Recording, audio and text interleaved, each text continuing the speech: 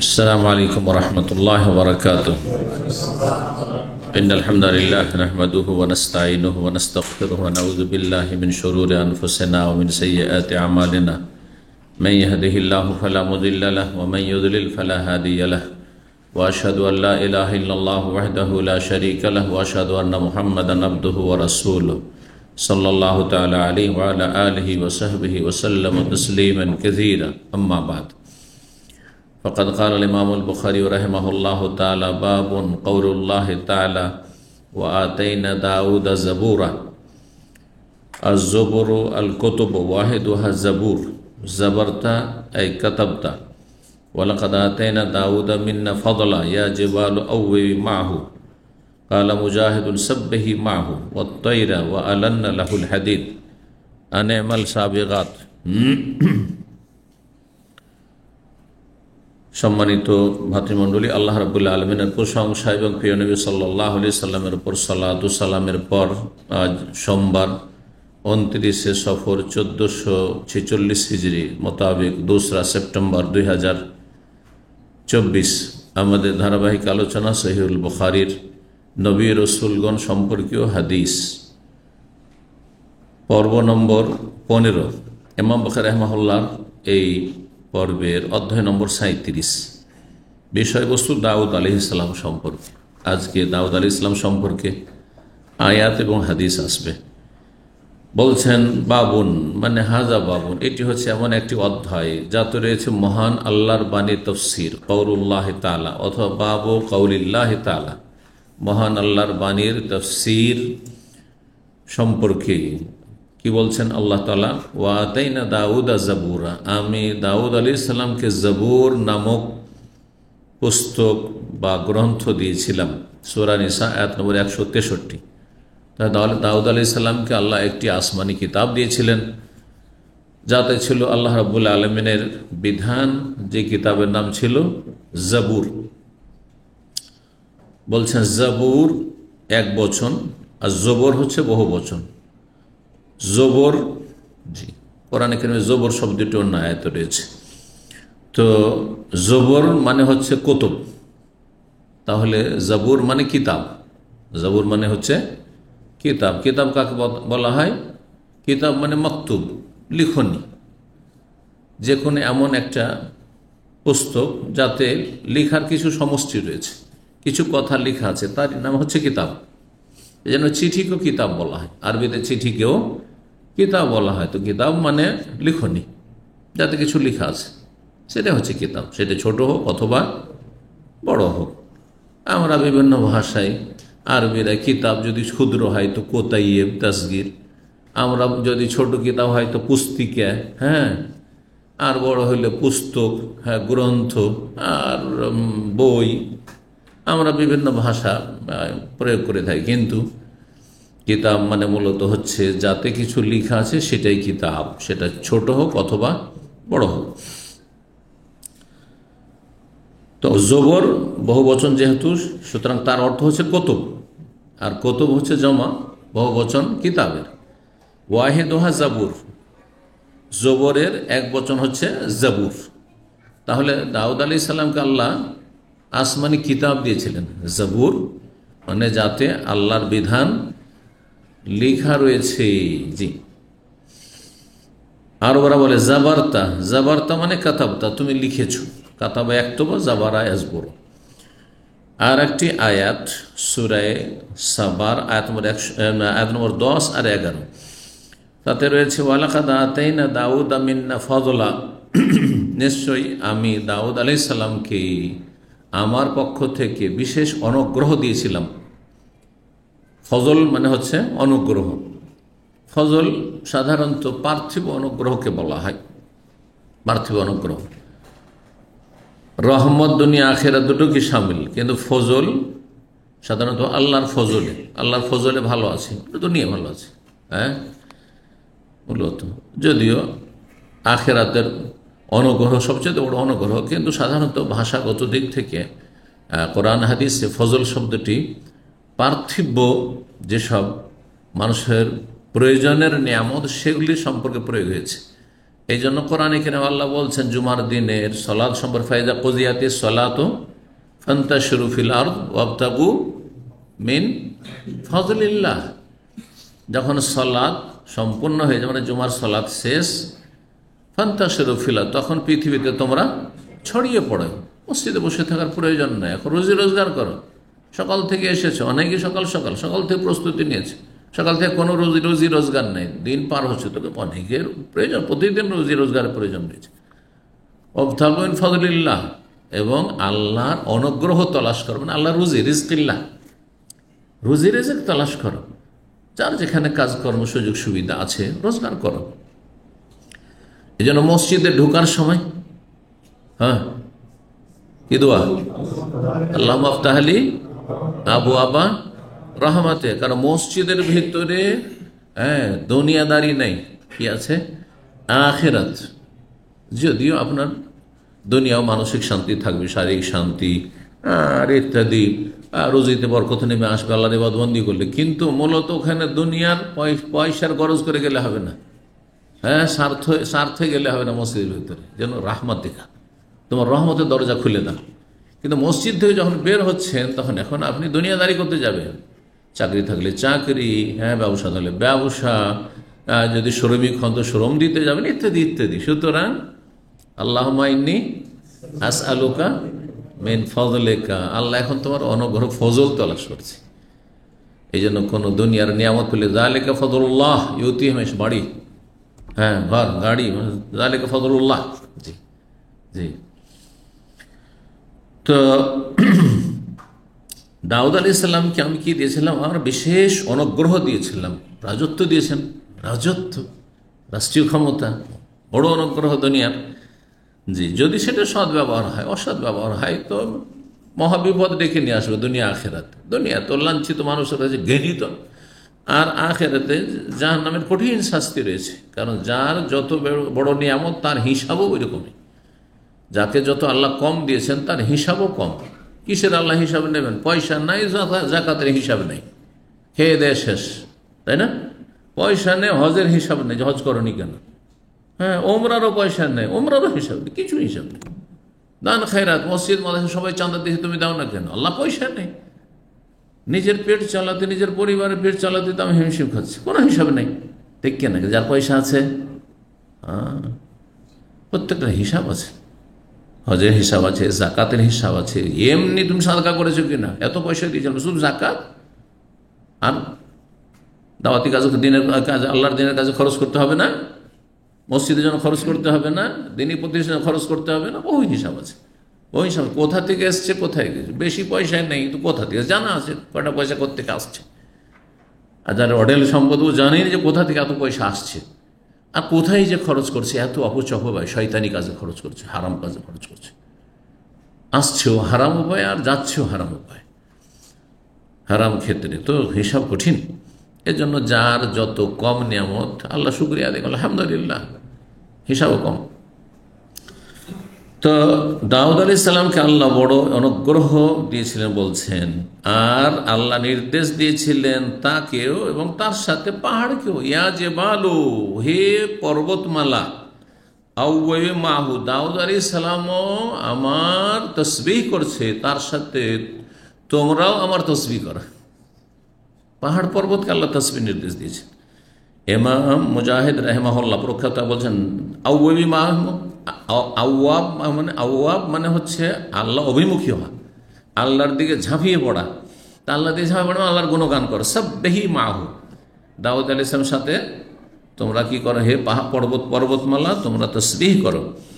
ওয়াত্তাইরা, এবং পক্ষীকুলকেও আল্লাহর নির্দেশ দিয়েছেন যে হে পাখি, হে পক্ষীকুল, পাখির যত জাত রয়েছে তোমরাও তসবিহ করো। তো দাউদ আলাইহিস সালাম যখন তসবিহ করতে, তার সাথে পাহাড় পর্বত, চারিদিকে নদী নালা, আল্লাহর সৃষ্টি, পশু পাখি সব তসবিহ করত, পাখিরা তসবিহ করত। ওয়াত্তাইরা ওয়া আলান্না লাহুল হাদিদ, আর তাকে এমন এমন দুনিয়ার অনুগ্রহ মানে ক্ষমতা দিয়েছেন যেটা দুনিয়ার কোনো রাজা বাদশাকে আজকাল বা কোনো যুগে দেওয়া হয়নি।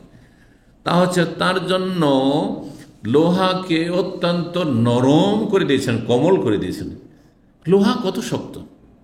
ওয়ানজালনাল হাদিদ, সূরা হাদিদ একটি সূরার নামই হচ্ছে লোহা। ফিহে বাসুন শাদীদ, আল্লাহ বলছেন আমি লোহা নামিয়েছি। তাহলে লোহা আল্লাহ নামিয়েছেন, লোহা আল্লাহর বিশেষ দান। দুনিয়ার যত শক্তির উৎস তা লোহাতে রয়েছে। হ্যাঁ, যত শক্তি এই লোহা, লোহা দিয়ে সমস্ত কিছু তৈরি। জি, তো ওয়ানজালনা ফিহে বাসুন শাদীদ, তাতে প্রচণ্ড ক্ষমতা রয়েছে, প্রচণ্ড শক্তি রয়েছে। শাদীদ ও মানাফিউ লিন্নাস, এবং মানব জাতির জন্য, মানব সকলের জন্য বহুমুখী উপকারিতা রয়েছে। লোহা দেখিয়ে সব যতগুলি অস্ত্র শস্ত্র এই সেই আর শিপ আর সবই লোহা দিয়ে তৈরি হয়েছে, সব কিছুতে লোহা। বাড়ি ঘর, বিল্ডিং, হ্যাঁ, আপনার টাওয়ার, সমস্ত কিছু লোহা। আপনার ব্রিজ, পুল, সমস্ত কিছু লোহা, লোহা, সব কিছুতে লোহা। লোহা ছাড়া দুনিয়া মানুষের অচল। তো বলছেন তার হাতে লোহাকে আমি কি করে দিয়েছিলাম, মমের মতো। মম বুঝেন তো, আটা সানার মতো নরম করে দিয়েছিলাম। লিন মানে নরম, আলান না। আর তাকে আমি নির্দেশ, আনেমাল সাবেগাত, হে দাও তুমি তৈরি কর এই লোহাগুলি থেকে।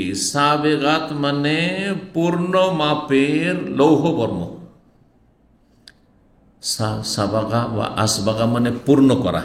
এই জন্য নবী হাদিস আসবেগুল উজু, তোমরা উজু পরিপূর্ণ রূপে করো। পরিপূর্ণ উজুর অধ্যায় আমি ব্যাখ্যা করেছি। একটি ব্যাখ্যা হচ্ছে যে উজুর অঙ্গগুলি পুরোপুরি সুন্দর করে ধৌত করে, কোনো জায়গায় সামান্য যেন শুকনো না থেকে যায়, অসম্পূর্ণ না থেকে যায়। এই ইসবাগুল উজু, উজুকে পরিপূর্ণ করা হচ্ছে ফরজ, নাহলে উজু হবে না। আর একটি হচ্ছে মুস্তাহাব, সুন্নাত, সেটি হচ্ছে 3 বার করে। একবার সর্বনিম্ন, তার উপরে ভালো হচ্ছে 2 বার, আর 3 বার করলে হচ্ছে এটা ইসবাগুল উজু, উজু পরিপূর্ণ করা। এই জন্য হাদিসে রয়েছে যে মমিন বান্দার মর্যাদা উঁচা কিসে, ইসবাগুল উজু, উজু পরিপূর্ণ করলে। ঠান্ডা কনকনা পানি, হ্যাঁ, শরীরে যেখানে দিচ্ছেন তাতে মনে হচ্ছে কেটে পড়ছে কনকনা ঠান্ডার দিনে। তায়েফে উমরা করতে গিয়ে ঠান্ডার দিনে উজু করে দেখিয়েন, হ্যাঁ, জানুয়ারি ফেব্রুয়ারি দিকে উজু করে দেখিয়েন। একবার আমার মনে আছে ছাত্রকালে প্রথম তায়েফে গিয়েছি, এসা পড়তে ঢুকেছি একজন, তখন তো অভিজ্ঞতা ছিল না, প্রথম নতুন নতুন এসে 1 বছর হয়েছে, প্রথম তায়েফে কোনোদিন যায়নি, ওখানকার অবস্থা জানি না। উজু করেছে, যেখানে পানি লাগছে সেটা মনে হচ্ছে কেটে পড়ে যাচ্ছে, আছে কিনা বোঝা যায় না। সুবহানাল্লাহ। এইরকমই দম্মাম আর রিয়াজ, তাসিম, এইসব জায়গায় এই গ্রীষ্মকালে দুপুরবেলা উজু করা, হ্যাঁ, মনে হচ্ছে জ্বালিয়ে দিচ্ছে, তাই না? উজু করা এটা আলামাকার, কষ্ট করে উজু পরিপূর্ণ করা। কোনো করে একটু গরমে নেওয়া যায় না, না না, ভালো করে উজু করা, আবার শুকনো রেখে দিও না। জি, আর 3 বার নিলে, যদি গরম পানি 3 বার, অথবা কনকনে ঠান্ডা পানি 3 বার করে নেন, তাহলে আরো কষ্ট। হ্যাঁ, যত বেশি তত বেশি কষ্ট। ইসবাগুল উজু, সাবেগাত শব্দটি ওখান থেকে। ওয়াসবাগা আলাইকুম নিয়ামাহু যাহিরাতাও ওয়া বাতিনা, আল্লাহ বলছে সূরা লোকমানে, তোমাদেরকে আল্লাহ পরিপূর্ণরূপে জাহেরি বাতিনি নিয়ামত দিয়েছেন। জাহেরাতাও ওয়া বাতিনা, যা দেখা যাচ্ছে দৃশ্য, আর বহু নিয়ামত আছে, নিজের নিয়ামত নিজে দেখেন। এই যে কলকারখানা, আল্লাহ রাব্বুল ভিতরে যন্ত্রপাতি রয়েছে, কত সুন্দর করে সুঠাম সেট করা আছে, আর আপন অবস্থায় 60 বছর 70 বছর কাজ করতে আছে, কোনো একটাও খারাপ হয় না। যদি মেশিনারি অন্যান্য মেশিনের মতো খারাপ হইতো, তাহলে চিকিৎসা করতে করতে প্রতিদিন হাসপাতালে লাইন লাগাইতে হইতো। আজকে এটা খারাপ, আজকে চোখ খারাপ, তো আজকে কান খারাপ, তো নাক খারাপ, আজকে হাত খারাপ, তো আজকে হার্ট খারাপ, তো আজকে কিডনি খারাপ, আজকে ওই লিভার খারাপ। হ্যাঁ, আল্লাহ শুকরিয়া দেখুন। ওয়াসবাগা আলাইকুম নিয়ামাহু, আল্লাহ তার নিয়ামতকে আল্লাহ পূর্ণ মাত্রায় দিয়েছেন। জাহিরাতান, জাহিরি, যেগুলো দেখতে পাচ্ছ বা অনুভব করছো, অবাতেনার, গোপনীয় লুকায়িত নিয়ামত, জানোই না যে কত কত নিয়ামত আল্লাহ দিয়ে রেখেছেন। আল্লাহ যেন শুকরিয়া আদায় করার তৌফিক দান করেন। আল্লাহুম্মা ইন্না আলা যিকরিকা ওয়া শুকরিকা ওয়া হুসনি ইবাদাত। আনিমাল সাবিগাত, বলছেন দাউদ আলাইহিস সালাম, আল্লাহ যে তুমি কি করো, হ্যাঁ, পূর্ণ মাপের, মানে ঢিলা ঢালা, কিন্তু যেটা লাগে অতি ঢিলাও না আর অতি টাইটও না, কোনোটাই ভালো না। আবার পরিপূর্ণ মাপের লৌহবর্ম তৈরি করো, সূরা সাবার আয়াত। সাবেগাত কি বলছেন? আর দরু মানে বর্ম, দের অন বহু বচন হচ্ছে দরু। বর্ম কাকে বলে? হ্যাঁ, যোদ্ধারা শরীরকে সুরক্ষিত করার জন্য লোহার যে শরীরের জামা, সহজ ভাষায় জামা, বর্ম তৈরি করে এটা। জি। ওয়াকাদ্দের ফিসার দে, ওয়াকাদ্দের ফিসার দে, এটা কি? এর মানে কি বলছেন? আল মাসামির ওয়াল হালাক। মাসামির মিসমার বহু বচন মানে পেরেক, পেরেক বোঝেন তো, কাঁটা, পেরেক। আর কড়া সমূহ, কড়া, হালাকা, জি কড়া। তো বলছেন হালকাতুনের বহু বচন হচ্ছে হেলাক, আর মিসমারের বহু বচন মাসামির। তো পেরেক এবং কড়াগুলি কি করো? ওয়াকাদ্দের, সেগুলি তুমি সঠিক মাপের করো, যতটা মাপ লাগে। কাঁটা যেখানে যতটা ঢুকবে ততটা পরিমাণ কাঁটা ঢুকাইতে হবে, ঠিক না? বা কাঁটা পুঁততে হবে। যদি বড় ছোট করেন, যারা আপনার বিভিন্ন বিল্ডিংয়ে কাজ করছেন বা ইলেকট্রিশিয়ান কাজ করছেন তারা বুঝেন, হ্যাঁ, কারেন্টের কাজ, যেখানে যে কাঁটা ঢুকবে তার চাইতে ছোট দিল, হ্যাঁ, ঢিলা থেকে যাবে। আর যদি বড় দেন তো ভেঙে যাবে জিনিসটা, হ্যাঁ, ভেঙে যাবে। তো ওই কথাই বলছেন যে ওয়াকাদ্দের মানে সুপরিমিত করো, জি সঠিক মাপের লক্ষ্য রাখিও। খুব সহজ মাস, সঠিক মাপের কি করিও? লক্ষ্য রাখিও। ফিসারদে মানে পেরেক এবং কড়াগুলির ক্ষেত্রে কি করতে হয় তাহলে? বলছে ওয়ালা তোরে করে তফসির করছে ইমাম বুখারী, ওয়ালা তোরে কাল মিসমারা ফায়াস ইয়াসলাস। এই মিসমার মানে এই যে মিসমার এক বচন চলে আসলো, পেরেকগুলি বা কাঁটাগুলিকে, হ্যাঁ, ঢিলা করিও না। যেগুলো ঢিলা না না সেগুলিকে নরম করিও না। রাকিক মানে হচ্ছে নরম বা চিকন, সরু। আঞ্চলিক ভাষাতে আপনারা চিকন, হ্যাঁ, কিন্তু সেটা কি? সরু আসলে, হ্যাঁ, সুন্দর ভাষা। ওয়ালা তোরে কাল মিসমারা, সেই পেরেকগুলিকে তুমি কি করিও না? নরম বা সরু করিও না, একবারে চিকন করিও না। তাহলে কি হবে? ফায়াসলাস, না হলে সেটা কি হয়ে যাবে? ভেঙে যাবে বা ঢিলা হয়ে যাবে। এটা সালাস মানে হচ্ছে ঢিলা হয়ে যাবে, ঢিলা হয়ে যাবে। ওয়ালা তুআজ্জিম, আর যদি পেরেকগুলি কাঁটাগুলিকে বড় করো তাহলে ফায়ান ফাসেম, ভেঙে যাবে। লানফেসাম আলাহাজ, হ্যাঁ, ওরুয়া সম্পর্কে আল্লাহ করে বলছে আল্লাহু ওয়ালিউল্লাযিনা আমানু ইউখরিজুনা মিনাজ যুলমাতিন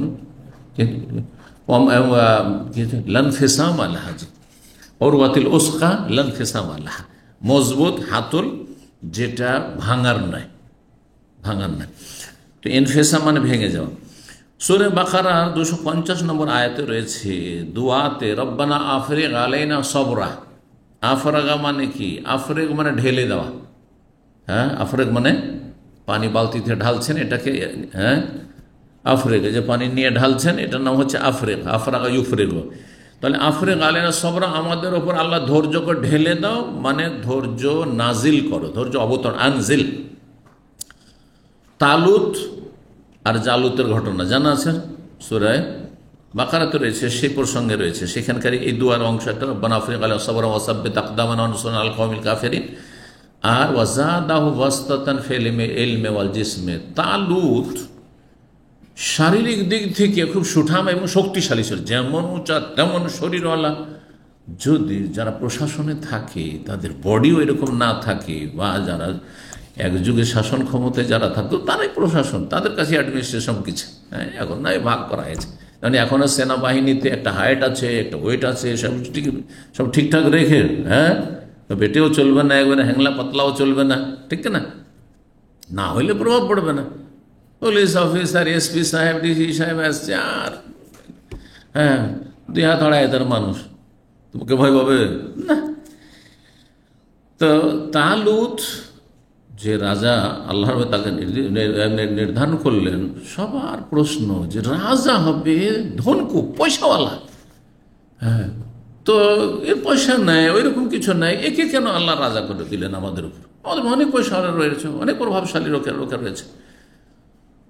তো আল্লাহ বলছেন যে কেন করলাম জানো? ওয়াজাদাহু বাসতাতান ফিল ইলমি ওয়াল জিসমি, আল্লাহ তাকে প্রশস্ততা দিয়েছিলেন, প্রাচুর্য দিয়েছিলেন। কিসের? ইলমের প্রাচুর্য। আর জ্ঞানের ভিত্তিতে মানুষ, হ্যাঁ, দেশ পরিচালনা করতে পারে, সারা বিশ্বকে, হ্যাঁ, পরিচালনা করতে পারে। জ্ঞান 1 নম্বরে। আর 2 নম্বর হচ্ছে শক্তি, সাহস, শক্তি, জিসম, আর দেহ দিয়েছে এরকম সুঠাম দেহ। এই দুটোর কারণে তোমাদের ওপর তাকে কি করা হয়েছে? মনোনীত করা হয়েছে। আল্লাহ বলছেন আমালু সালেহান, সূরা সাবার আয়াত 11 তে রয়েছে। দাউদ আলাইহিস সালামকে আল্লাহ বললেন যে তুমি কি কর, কুলু মিনাত তাইয়্যিবাত ওয়া আমালু সালেহান, কুলু মিনাত তাইয়্যিবাত ওয়া আমালু সালেহান, পাক পবিত্র খাও, ভক্ষণ করো এবং নেক আমল করতে থাকো। ইন্নী বিমা তা'মালুনা বাসীর, তোমরা যা কিছু করো আমি দেখছি।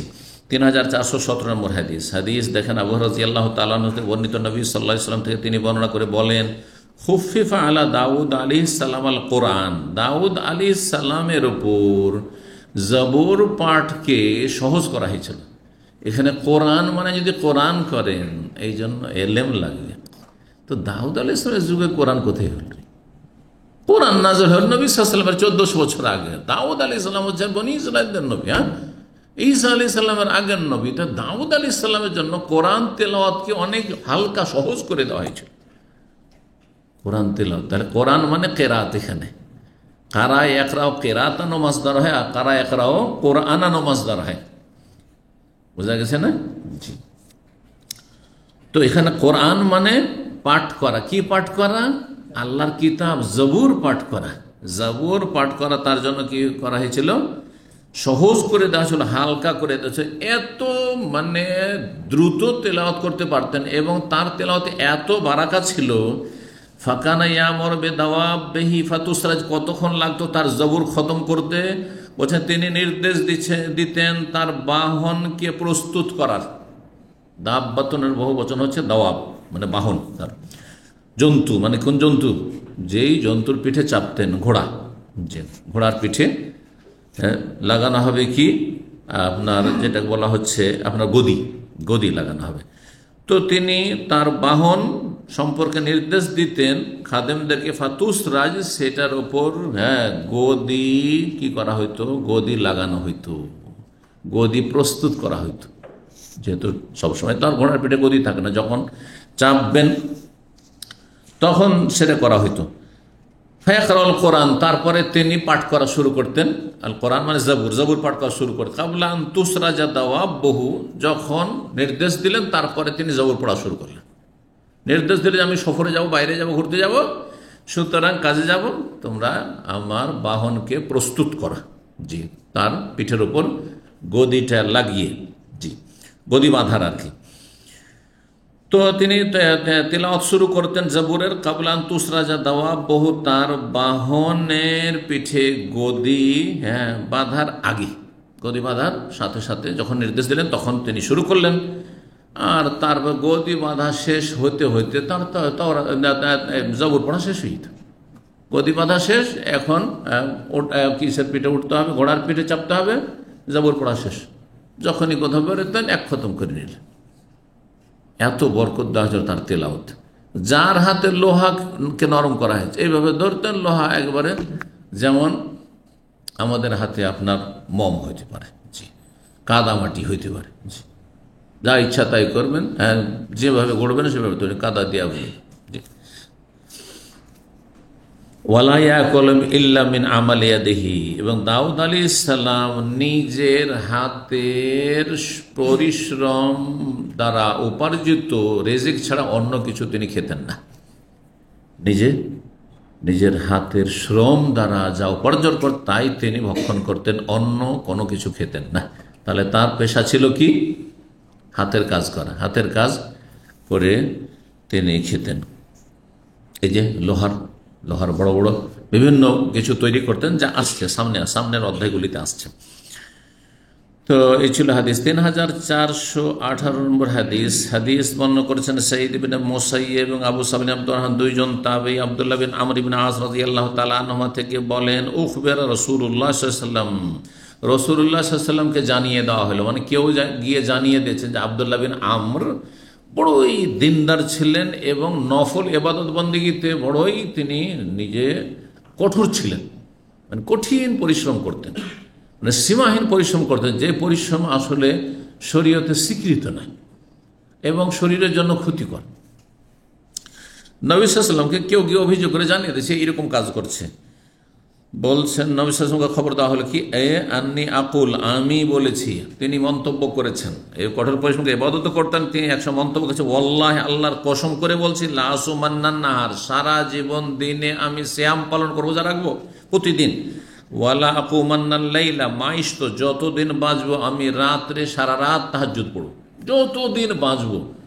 দিনে কোনো দিন পানাহার করব না, আর রাতে আমি ঘুমাবো না। তো শরীরকে হক দিবেন কখন আপনি? এই স্ত্রী না হয় বিয়ে শাদী করলেন না, সংসার ত্যাগী হয়ে গেলেন, হ্যাঁ? আর সংসার ত্যাগী হওয়া জায়েজ, সাহাবাদের জন্য জায়েজ ছিল না। তো এই জন্য সমস্ত যে হকগুলি আমাদের সাথে সংশ্লিষ্ট, মেলাগুলি অধিকার হক আছে আমাদের সাথে জড়িত, সবগুলি হকে যদি ভারসাম্য বহাল না রাখেন তাহলে জুলুম হয়ে যাবে। শরীরকে যদি হক বেশি দিয়ে দেন তাহলে অন্যের হক কমে যাবে, শরীরকে যদি হক কম দেন তো অন্যের হক বেশি হবে, বেশি করতে গেলেন হয়তো তখন শরীরের হক কমে গেল। কথা বোঝা গেছে? সবগুলির হককে বহাল রাখা, ভারসাম্যহীন না হওয়া, এটা হচ্ছে একজন দিনদার পরহেজগার এবং জ্ঞানীর পরিচয়। আর জাহেল ইবাদত বন্দেগীকারী, জাহেল, দিনের জ্ঞান নেই, যেটা বুঝেছে সেইটাকে খুব আঁকড়ে ধরেছে আর বাকি উপেক্ষা করেছে। কিছু লোককে দেখা যায় এই জন্য যে আপনার বিশেষ তবলিগীদের মধ্যে দেখবেন, প্রধানত তাহলে বাস্তবে বুঝতে পারবেন, সুবহানাল্লাহ, এত কঠোর পরিশ্রম করে, এক চিল্লা থেকে আসলো, আবার 2-3টা দিন বাড়িতে থাকলো, আবার চিল্লে কোথায় চলে গেল। তাদের তরিকাতে তো খুব সওয়াবের কাজ করছে, সেটা সওয়াব পাক আর না, বেদাতের কারণে কোনো সওয়াব পাবে না, উল্টো গুনাহ হবে, সেটা ভিন্ন বিষয়। কিন্তু আপন ধারণা তো খুব সওয়াবের কাজ করছে না। আমার বেশ কিছু তবলিগীদের সাথে এমনি তারা ডাক্তার অথবা তারা শিক্ষিত মানুষ বা এবং ভালো আখলাক চরিত্রে, সেই জন্য এলাকার মানুষ, শিক্ষিত মানুষ, খুব খাতির ছিল। একজন ডাক্তার সাহেব ছিলেন, হোমিওর ডাক্তার, এবং খুব সিনিয়র ডাক্তার, রাহিমাহুল্লাহ, দুনিয়া থেকে চলে গেছেন। আমাকে ছাত্র জীবন থেকে উনি চিনতেন এবং ভালোবাসতেন। তারপরে মদিনা আসলাম, মদিনা থেকে গেলাম। মদিনা থেকে যাওয়ার পরে উনি আমার বাবার বয়স, বাবার চাইতে বয়স কম হবে না, আমার সামনে হাঁটে না, আমাকে বলছে আপনি আগে হাঁটেন, আমার পিছনে হাঁটে। তোর মধ্যে একটা অতিভক্তি আছে হানাফি সমাজে আর দেওবন্দি কমি এসব সমাজে, যদি মহব্বত থাকে, কিন্তু যদি লামজহাবি, তাহলে তো আপনি মানুষই মনে করেন। তো ওগুলো তোর মধ্যে ছিল না, যেহেতু ছাত্র জীবন থেকে পরিচিত মানুষ এবং খুব ভালোবাসত, ওনার কাছে যেতাম। অল্প পয়সা, তখন অল্প পয়সাতে হোমিও চিকিৎসা হতো, আজকাল কিন্তু হোমিও অল্প পয়সাতেও হয় না, ওখানে মেলা পয়সা নেই, 1 টাকা 2 টাকাতে চিকিৎসা হয়ে গেল তখনকার যুগে। তো উনি, ওনার এক মেয়ে কলেজে পড়ে, 20-22 বছর বয়স হবে, 18 কম তো হবেই না, মাথায় ওড়না পর্যন্ত নেই, বুকের ওপরে ওড়না এভাবে ঝুলে না আমাদের দেশে, ওই রকম ঝুলছে। আর তার চেম্বারে বসে আছে, আল্লাহ মাফ করে দেন, এসে বলছে যে আমাকে বলছে, মাওলানা সাহেব ওনাকে চেনেন? আমি বললাম আমি কী করে চিনব, আমি তো হত মোহাম্মদ চেনাচ্ছে আমাকে, তো আমি কী করে চিনব? বলছে এটা আমার খালা, মানে ওনার ছোট মেয়ে। আমি তো লজ্জায় পড়ে গেলাম, কথা বুঝতে পেরেছে তো? কথা এইদিকে ওইটা, আর ওই দিকে একটু সময় পেলে চিল্লা চলে যান। হ্যাঁ, দূরের চিল্লা যেতেন না হয় যেতেন, কিন্তু এলাকার চিল্লাগুলোতে যেতেন ওঠে। হ্যাঁ, 3 দিনের জন্য প্রতি সপ্তাহে চলে যাওয়া, চেম্বার টেম্বার ছেড়ে দিয়ে বন্ধ করে দিয়ে চলে যাওয়া। তো এই যে ব্যালেন্সলেস ইবাদত বন্দেগী, এটা আলেমের পরিচয় না। আলেমের পরিচয় হচ্ছে যে ভারসাম্যটা ঠিক থাকবে সব কিছুতে, এলিমও শিখবেন।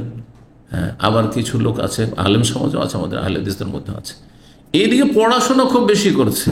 হ্যাঁ, মাদ্রাসার ছাত্র জীবন থেকে রেজাল্টও ভালো করছে, পড়াশোনা করছে, দাওয়াতি কাজ করছে, নফল ইবাদত, ফরজ থেকে সালাম ফিরে মোবাইল টিপা শুরু করতে, মোবাইলই তসবি করছে, মানে ও কি মেসেজ এসছে সাথে সালাম ফেরার পরে দেখবেন, আমার অনেকে আছে।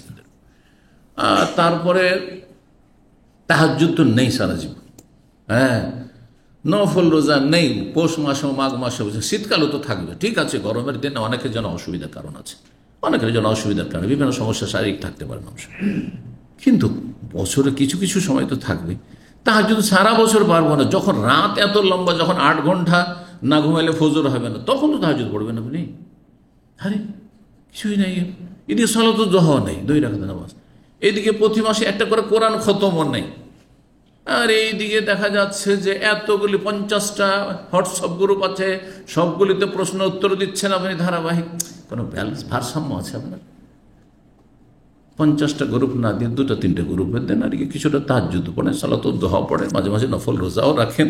কথা বোঝা গেছে? এটা যে ভারসাম্য, জীবনে ভারসাম্য থাকতে হবে ইবাদত বন্দেগীর ক্ষেত্রে। এই লোকে মানুষের হকুকের ক্ষেত্রে স্ত্রীর হক ওইটা বেড়েও না যায়, কমেও না যায়। হ্যাঁ, এলেমের হক, ইবাদতের হক, আল্লাহর হক, অন্যান্য হক, ছেলে মেয়েদের হক, ছেলে মেয়েদের হক আছে।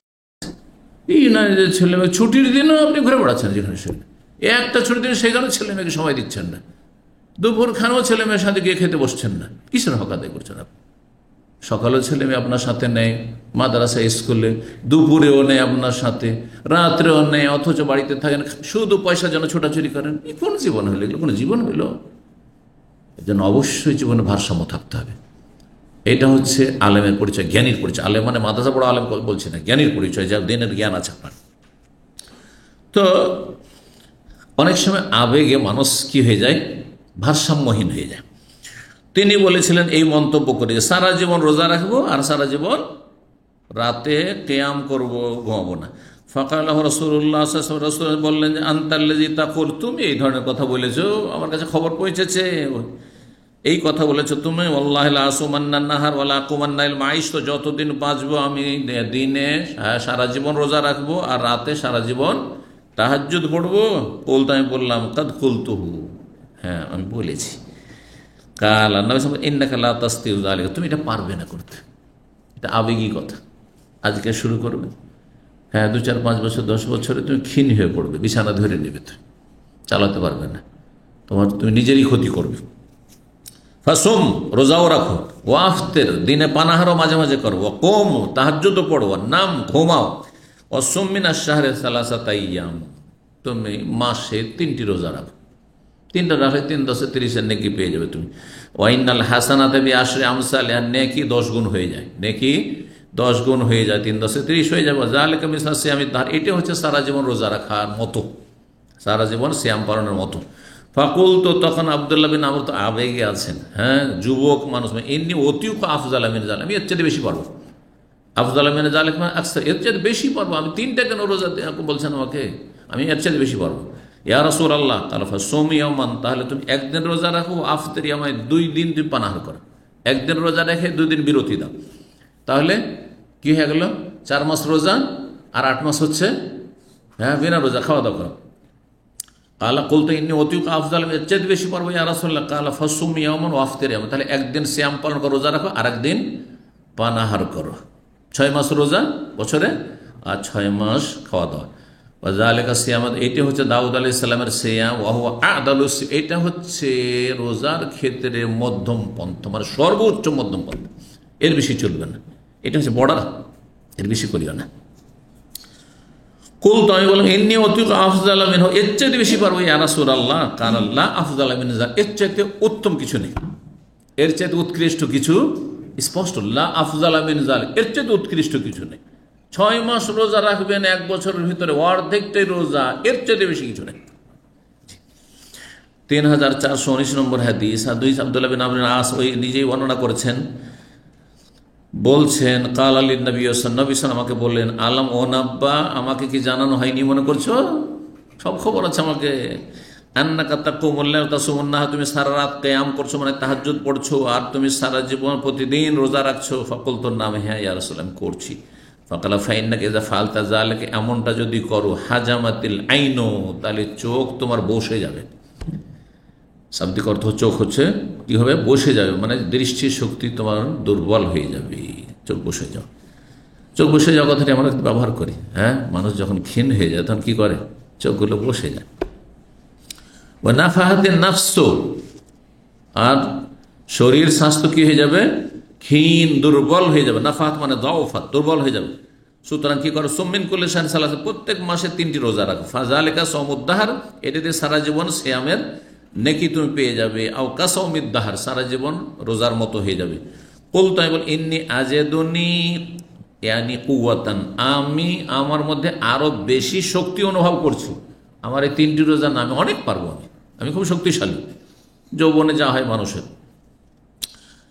তখন বললেন কাল ফাসুম সাওমা দাউদ আলাইহিস সালাম, তাহলে দাউদ আলাইহিস সালামের রোজা রাখো। ওয়াকানা ইয়াসুমু ইয়াওমান ইফতার ইয়াওমান, একদিন তিনি রোজা রাখতেন, একদিন দিনে পানাহার করতেন। ওয়ালা ইয়াফিরু ইযা লাকা, আর জিহাদের ময়দানে কাফেরদের মুখোমুখি হইলে তিনি কখনো পলায়ন করে পিছপা হইতেন না।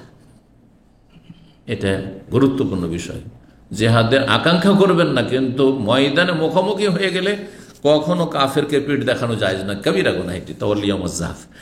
38 নম্বর অধ্যায় বলছে, বাবুনি অধ্যায় হচ্ছে আহাব্বুস সালাত ইলাল্লাহ, সালাতে দাউদ, সবচেয়ে প্রিয় সালাত আল্লাহর কাছে হচ্ছে দাউদ আলাইহিস সালামের সালাত, মানে তাহাজ্জুদ সালাত। ওয়াহাব্বুস সিয়াম ইলাল্লাহ, সিয়াম দাউদ, আর সবচেয়ে প্রিয় সিয়াম রোজা হচ্ছে আল্লাহর কাছে দাউদ আলাইহিস সালামের সিয়াম। কিভাবে তিনি কি করতেন? কানা ইয়ানামু নিসফাল লাইল, প্রথম অর্ধেক রাত ঘুমিয়ে নিতেন। তাহলে মাগরিব আজকাল 6টায় হচ্ছে, আর ফজর হচ্ছে 4টায়। কয় ঘন্টা? 10 ঘন্টা। 10 ঘন্টাকে অর্ধেক করলে কত হয়? 5 আর 6 5 11, রাত 11টা পর্যন্ত ঘুমিয়ে নিতেন। কি করতেন? রাত 11 পর্যন্ত ঘুমিয়ে নিতেন। মানুষ তো আর মাগরিবের সাথে ঘুমায় না, তারপরও যদি এখানে 1.5 ঘন্টার মধ্যে এসা হয়ে যাচ্ছে, আর কাজকর্ম নেই, তাহলে 2 ঘন্টা পরে তো মানুষ 8:30টায় ঘুমাতে পারে। কাজ কাম না থাকলে 8টার আগে নামাজ শেষ হয়ে যাচ্ছে, 8:30 9টায় ঘুমিয়ে যেতে পারেন, আরামসে 9টায় ঘুমিয়ে যেতে। 11টায় কি করতেন? উঠে যেতেন। কানা ইয়ানামু নিসফা, অর্ধেক রাত ঘুমাতেন। ওয়া ইয়াকুমু সুলুসাহু, আর তারপরে 3 ভাগের 1 ভাগ, 1/3 তিনি তাহাজ্জুদ পড়তেন। ওয়া ইয়ানামু সুদুসাহু, আর ফজর আগেখানে 6 তিনি আবার ঘুমাতেন। শুরুতে ঘুম, শেষে ঘুম, মাঝখানে তাহাজ্জুদ। এটা সবচেয়ে উত্তম তরিকা তাহাজ্জুদের। আর তাহাজ্জুদ শেষ রাতে উত্তম, ফজর পর্যন্ত কেউ যদি পড়তে থাকে সেটাও দ্বিতীয় উত্তম। আর এশা পরে যে কোনো, এশা পড়তে ফজর পর্যন্ত যে কোনো সময় পড়ে নেন, প্রথম রাতও পড়ে নেন, সেটাও জায়েজ, সেটাও জায়েজ। তাহলে তাহাজ্জুদের একটা সাধারণ সময় হচ্ছে এশার সালাতে পর থেকে শুরু করে ফজর আজান পর্যন্ত। তার মধ্যে উত্তম হচ্ছে অর্ধেক রাত ঘুমিয়ে নিয়ে 3 ভাগের 1 ভাগ রাত কি করা? হ্যাঁ, তাহাজ্জুদ পড়া। তারপরে ষষ্ঠাংশ বাকি থাকছে, ওই অর্ধেক, বাকি অর্ধেকে ষষ্ঠাংশ, কারণ ভগ্নাংশ যারা পড়েছেন আপনার 1/3 প্লাস যখন করবেন আপনি ষষ্ঠাংশ, তখন অর্ধেক হয়ে যাবে। বুঝতে পেরেছেন? তাহলে আপনার রাত 11টাতে তাহাজ্জুদ শুরু করলেন, 3 ভাগের 1 ভাগ তাহাজ্জুদ বা 10 ঘন্টায়, তাহলে কত হবে? হ্যাঁ, 3 তিরিকের 9, মোটামুটি 3 ঘন্টা, মোটামুটি কি 3 ঘন্টা 20 মিনিট, 3 ঘন্টা 20 মিনিট। তো 11টা 3 ঘন্টা 20 মিনিট হলে 12, 1, 2, 2:20 পর্যন্ত। হ্যাঁ, 2:20 পর্যন্ত। তারপরে ষষ্ঠাংশ 6 ভাগের 1 ভাগ করেন 10 ঘন্টাকে, তাহলে কত হবে? হ্যাঁ, 1.5 ঘন্টার একটু বেশি হবে। হ্যাঁ, 1.5 ঘন্টাতে আর 10 মিনিট হলো 1 ঘন্টা 40 মিনিট। হ্যাঁ, 1 ঘন্টা 40 মিনিট, তাহলে 16, ঠিক না? 3 ভাগের 1 ভাগ যখন 16 হইল, 3 ঘন্টা কয় মিনিট বললাম? 20 মিনিট। তাহলে 3 ঘন্টা 20 মিনিটের অর্ধেক কত? 1 ঘন্টা, 1 ঘন্টা 40 মিনিট। 3 ঘন্টা 20 মিনিট হচ্ছে 1.5, হ্যাঁ, তাহলে 1 ঘন্টা 40 মিনিট হল না, আর 10 মিনিট তো লাগবে না? আরে একটু কারো ব্রেনে ক্যালকুলেটর নেই। আলহামদুলিল্লাহ, আল্লাহ পাক রব্বুল আলামিনের শুকরিয়া আদায় করছি যে আমি জীবনে ক্যালকুলেটর স্পর্শ করিনি। সেই যুগে ক্যালকুলেটর নামটা শুনেছিলাম, মাদ্রাসা যুগে তো শুনেছি, কিন্তু এখন পর্যন্ত আমার ব্রেন ক্যালকুলেটর করে। আমার ছেলেমেয়েরা অনেকে ম্যাথের ওপর গ্রাজুয়েশন করেছে, হ্যাঁ, তারপরে কেমিস্ট্রিতে করেছে, কিন্তু আমি ওদেরকে বলি যে এটা হিসাব বলো তো দেখি, যে এত টাকার ধর এই মাল সামানটা, এতে তোমার কত টাকা ভ্যাট বলছে, করি ক্যালকুলেটর খুলি। আমি বলি আমি ক্যালকুলেটর না, এই ভাগটা আমার একটা ছেলে 4 নম্বর ছেলে আব্দুল মজিদ পেয়েছে, ওকে যদি বলি সাথে সাথে এখানে ক্যালকুলেটর, এখন আলহামদুলিল্লাহ সাথে সাথে ক্যালকুলেটর। জি, তো এইরকম ক্যালকুলেটর হইতে হবে। প্রত্যেকের ব্রেনে ক্যালকুলেটর আছে, কিন্তু যখন এই ক্যালকুলেটর নির্ভরশীল হয়ে যাবেন আপনি মোবাইলের অথবা এই ক্যালকুলেটর, তখন আর ব্রেন কাজ করবে না। ঠিক আছে, আল্লাহ তৌফিক দান করে দিন দুনিয়ার ভালো কাজের। তো বলছিলাম হিসাবটা বুঝলেন এবার? তাহলে ফজরের আগেখানে ঘন্টাখানেক কি করবেন? শুয়ে নেবেন, কমপক্ষে 1.5 ঘন্টা বা 1 ঘন্টা কিছুটা, তাহলে কি হবে? শরীরটা বিশ্রাম পেয়ে যাবে।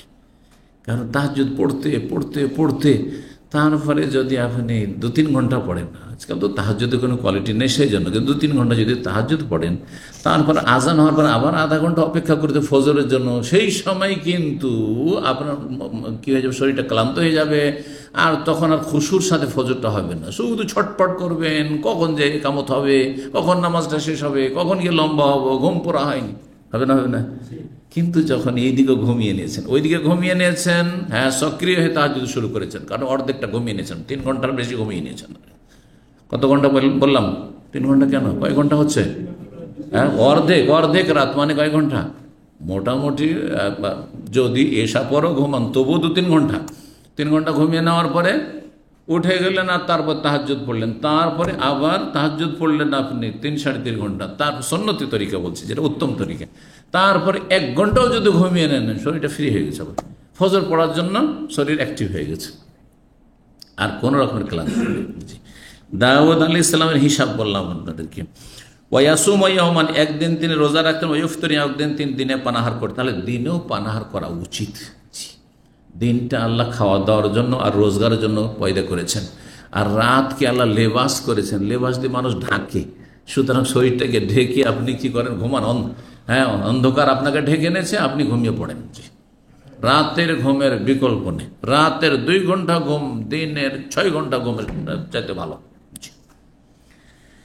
আলী রাদিয়াল্লাহু তাআলা বলছেন, ওয়াহুয়া কাউল আয়েশা, মা আয়েশা রাদিয়াল্লাহু তাআলা আনহার বাণীর মর্ম কথাই হচ্ছে এটি। তিনি কি বলেছেন? মা আলফাহুস সাহরু ইনদি ইল্লা নাইমান, ভোর রাত্র নবী সাল্লাল্লাহু আলাইহি ওয়াসাল্লামকে সবসময় আমার কাছে ঘুমন্ত অবস্থায় পেয়েছে।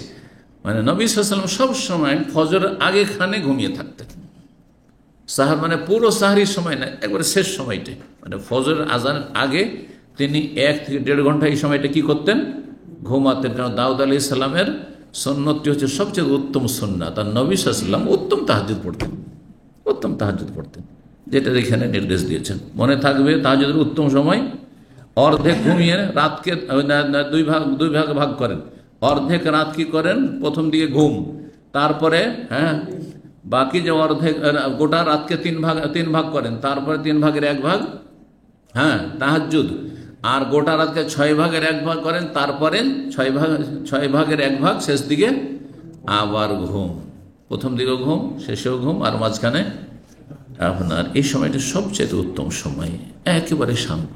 কারণ ফজরের আগে একটু হট্টগোল শুরু হয়েই যায়, অনেকে কাজকর্মে যাচ্ছে ফজরের আগে, হইচই শুরু হয়ে যায়। একবারে যখন পৃথিবী শান্ত হয়ে গেছে, দুনিয়া ঘুমিয়ে আছে, পশু পাখি সব কিছুই ঘুমিয়ে আছে, সেই সময়টা আল্লাহর সাথে নির্জনে কথোপকথন আর মোনাজাত, চুপিসারের গোপন আলাপ, এটা সবচেয়ে উত্তম। আল্লাহ তৌফিক দান করেন। 3420 নম্বর হাদিস বর্ণনা করছেন আমর ইবনে আউস সাকাফি। তিনি শুনেছেন আব্দুল্লাহ বিন আমর থেকে, তিনি বলছেন, কাল আলী রাসূলুল্লাহ, রাসূল আমাকে বলেছেন, আহাব্বুস সিয়ামি আল্লাহ সিয়ামু দাউদ, আল্লাহর কাছে সবচেয়ে প্রিয় রোজা হচ্ছে দাউদ আলাইহিস সালামের রোজা। কানা ইয়াসুমু ইয়াওমান ইফতারি, একদিন তিনি রোজা রাখতেন, একদিন পানাহার করতেন। আহাব্বুস সালাতি আল্লাহ সালাতু দাউদ, দাউদ আলাইহিস সালামের সালাত হচ্ছে আল্লাহর কাছে সবচেয়ে প্রিয় সালাত, মানে ফরজের চাইতে নাই, নফল তাহাজ্জুদের মধ্যে দাউদ আলাইহিস সালামের তাহাজ্জুদ হচ্ছে সবচাইতে আল্লাহর কাছে প্রিয়, মানে তার তরিকাটি, পদ্ধতিটা হচ্ছে প্রিয়। এই নয় যে জোহর আসরের চাইতে বেশি প্রিয় হচ্ছে তাহাজ্জুদ, মোটেই নয়, কখনো নয়। এখানে উদ্দেশ্য হচ্ছে রাতের নামাজের কথা। কানায়ানামু নিসফাল্লাইল, অর্ধেক রাত তিনি ঘুমাইতেন। ওয়ায়াকুমু সুলুসাহু, আর 3 ভাগের 1 ভাগ তিনি গোটা রাতের কিয়াম করতেন, মানে তাহাজ্জুদ পড়তেন। ওয়ায়ানামু সুদুসাহু, আর ষষ্ঠাংশ, সুদুস সিত্তাতুন থেকে, সিত্তুন মানে 6, আর সুদুস মানে ষষ্ঠাংশ, জি ষষ্ঠাংশ তিনি কি করতেন? আবার ঘুমিয়ে নিতেন। 39 নম্বর অধ্যায় দাউদ আলাইহিস সালাম সম্পর্কে আয়াতের তাফসীর। বাবনে অধ্যায় হচ্ছে বলছেন ওয়াজকুর আবদানা দাউদ, আল্লাহ বলছেন স্মরণ কর আমার বান্দা দাউদ আলাইহিস সালামকে, জাল আইদি, যিনি বড় বলবান ছিলেন। বলবান বুঝেন? বলবান মানে কি? শক্তিশালী, বড়ই শক্তিশালী ছিলেন, তাহলে অত্যন্ত শক্তিশালী ছিলেন তিনি। ইন্নাহু আওয়াব, তিনি আল্লাহ অভিমুখী ছিলেন, তিনি আল্লাহ অভিমুখী ছিলেন। এলা কওলিহি ওয়া আতাইনাহুল হিকমাতা ওয়া ফাসলাল খিতাব, আমি তাকে প্রজ্ঞা দিয়েছিলাম, ওয়া ফাসলাল খিতাব, এবং তাকে বাগ্মিতা দিয়েছিলাম। বাগ্মিতা বুঝেন? হ্যাঁ, আমাদের দেশে মানে বাগ্মী বক্তা, বাগ্মী বক্তা যারা খুব, হ্যাঁ, মানে প্রভাবশালী বক্তা হয়, যাদের বক্তব্যের খুব প্রভাব পড়ে শ্রোতাদের ওপর, তাদেরকে বাগ্মী বক্তা বলা হয়। জি, ফসল আল খেতাব। আর কেউ কেউ ফসল আল খেতাবে তাফসির করেছেন, তাকে আল্লাহর বিশেষ বিচার কার্যের জ্ঞান দান করেছিলেন। বিচার, সুবিচার কেমন করে করতে হবে, কিভাবে বিচার করলে সুবিচার হবে, ন্যায় প্রতিষ্ঠা হবে, এই ক্ষমতা আল্লাহ তাকে স্পেশালি দিয়েছিলেন। জি, মুজাহিদ, ইমাম মুজাহিদ রাহিমাহুল্লাহ বলছেন যে ফসল আল খেতাব মানে আল ফাহম ফিল কাযা, বিচার কার্যের তাকে আল্লাহ কি দিয়েছিলেন, জ্ঞান দিয়েছিলেন, বুঝ দিয়েছিলেন। আর এই জ্ঞানটি সুলাইমান আলাইহিস সালামকে আরো বেশি দিয়েছিলেন। দাউদ আলাইহিস সালামকে আল্লাহ দিয়েছিলেন, তিনি বিচার করতেন, এবং তার ছেলেও যেহেতু রাজা, সুলাইমান আলাইহিস সালাম বাপ বেটা দুজন রাজা, তিনিও বিচার করতেন। তো সুলাইমান আলাইহিস সালামের বিচার বাপের চাইতে বেশিও কি হইতো, আরো সুন্দর হইতো। যেমন একটি হাদিস সামনে আসছে, তা দিয়ে স্পষ্ট হবে। আল্লাহ একটি ঘটনার দিকে ইঙ্গিত করছেন এখনো কোরআন কারীমে সূরায়ে আপনার এই সূরা সাদের আয়াত নম্বর আগেরটি হয়ে গেল 17 থেকে 20, এখানে 21 থেকে 22 রয়েছে। আল্লাহ হালা তাকা নাবাউল খাসমে, হে নবী তোমার কাছে কি ঝগড়ায় লিপ্ত বা দ্বন্দ্বে লিপ্ত একটি দলের বা দুই পক্ষের সংবাদ এসছে, ঘটনার কথা এসছে, দুইজন একটি বিষয়ে কি দ্বন্দ্বে লিপ্ত হয়েছে। কি ছিল তাদের দ্বন্দ্ব আসছে, তো যখন এই খবর কি এসছে, তারপরে গোটা আয়াত যেহেতু নেই, ওয়ালা তুশতিত, তুমি বিচার করো কিন্তু তুমি তাতে সীমা লঙ্ঘন করিও না, মানে অবিচার করিও না। লা তুসরিফ, তুশতিত মানে হয় সাতাত, মানে হচ্ছে বাড়াবাড়ি করা, মানে জুলুম করে দাও, এটা করিও না। ওয়াহদেনা ইলা সাওয়াইস সিরাত, না, এখানে যারা বিচার চাইতে এসেছিল দাউদ আলাইহিস সালামের কাছে, তারা এসে বলল আপনি আমাদের মাঝে বিচার করে দেন, এই হচ্ছে ঘটনা, এই লোক আমার সাথে এই করেছে, অন্যায় করেছে, এটা কি ঠিক হচ্ছে তার, এখন করণীয় কি, কোনটাতে ইনসাফ হবে, করে বিচার করে দেন, সুবিচার করেন। ওয়ালা তুশতিত, এবং আপনি কিন্তু অবিচার করিয়েন না, আবার কারো পক্ষ নিয়েন না, এভাবে বিচার চাইতে এসে তারা বলেছিল। ওয়াহদেনা ইলা সাওয়াইস সিরাত, এবং আমাদেরকে আপনি সঠিক পথ বাতলে দেন যে কিভাবে সমাধান হলে ভালো। তারপরে কেসটি এখানে উল্লেখ, ইন্না হাজা আখি, বলছে এটা হচ্ছে আমার ভাই, এটা হচ্ছে আমার ভাই, লাহু তিসউ ওয়া তিসউনা নাজা, তার কাছে 99টি দুম্বা আছে বা দুম্বি আছে। নাজাতুন বলা হয় দুম্বা কে আপনার, তো দুম্বা বা দুম্বি আছে তার কাছে। নাজাতুন যেমন দুম্বাকে বলা হয় পশুর মধ্যে, তেমনি নারীকেও বলা হয়, নারীকে বলা হয় নাজাতুন শব্দ বলা হয়, নারীর ক্ষেত্রেও নাজা ব্যবহার হয়। তো ইউকালু লিল মারআতি, বলছেন ইমাম বুখারী যে নারী জাতিকে কি বলা হয়, নাজা বলা হয়। ওয়া ইউকালু লাহা আইদান শাতুন, আর শাতুন বকরি বা দুম্বা এগুলোকেও নাজা বলা হয়। আজকাল ওই নাজা শব্দ ব্যবহার হয় এই দুম্বার ক্ষেত্রে বা মেষ বা বকরির ক্ষেত্রে। ওয়ালিয়া নাজাতু ওয়াহিদা, ওর কাছে 99টি আছে, আমার কাছে একটা আছে, আমি তো গরিব মানুষ, একটার মালিক, ও 99-এর মালিক, আর গোটা পাল্টাই তার। তো ও বলছে যে তুমি আর একটা রেখে করবে কি, ওইটাও দিয়ে দাও, এটা কি ঠিক হচ্ছে, এটা কি ঠিক হচ্ছে? এই ছিল বিচার। ও গায়ের জোরে এখন 100 নেবে, বড় বড় পয়সাওয়ালারা এই করে, পয়সাওয়ালারা বিশাল কি করে চা বাগান তৈরি করবে, চা বাগানের লোকেরা খুব অধিকাংশই জানে, এইরকমই যারা বিভিন্ন ফার্ম করছে বড় বড় পয়সাওয়ালারা, এলাকার গরিবদের জমি জায়গাগুলি জবরদস্তি দখল করে নিচ্ছে, দিবি দে, না হলে ফিরিয়ে নেবো, আর না হলে যা দিচ্ছে দাম, এই যে অল্প পয়সা নেই আর রেজিস্ট্রি দিয়ে যা। জানেন না এইসব? আপনারা তো আরো বেশি জানার কথা, আমি তো সারা জীবন সৌদি আরবে কাটালাম, তবুও খবর রাখি, কথা বলছে না, বড় জালেম, মন ভরে না, কারণ এদের পেটটা জাহান্নাম হয়ে গেছে, জাহান্নাম যে বলবে হালমিম মসজিদ, এইরকমই অবস্থায় দেখেছি এই জালেমদের।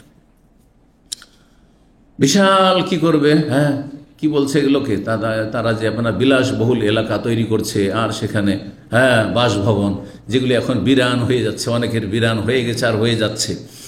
তো তখন মানুষেরা জানতে পারছে যে কি তৈরি করেছে এরা, আশেপাশে গরিবদের জমি জায়গা দখল করে সব তৈরি করেছে। জি অল্প পয়সা দিয়ে বিদায়, খুব বেশি হলে একটু অল্প পয়সা দিয়েছে, আর না হলে গায়ের জোরে দখল করে নিয়েছে, রেস্ট্রিতে উপায় নেই, কারণ ক্ষমতা তাদের হাতে, অথবা প্রশাসনের কোনো বড় বড় আপনার অফিসার ইত্যাদি, আল্লাহ তাদের অনিষ্ট থেকে রক্ষা করুন এবং তাদের অনিষ্ট দিয়ে তাদেরকে ক্ষতিগ্রস্ত করুন। তো ঘটনাটা এরকম ছিল, বলিয়া না যত ফাকাল আকফেলনিহা, ও কি বলছে আমার কাছে একটা, ওর কাছে 99টা, তারপরে বলছে যে এটা দিয়ে দাও আমাকে, আকফেলনিহা সেটা আমাকে দিয়ে দাও। যেমন কোরআনে কারীম সূরা আলে ইমরান রয়েছে আয়াত নম্বর 37, কাফালাহা জাকারিয়া, কাফালাহা মানে জাকারিয়া, মারিয়াম আলাইহিস সালামের দেখাশোনার দায়িত্ব জাকারিয়া নিলেন।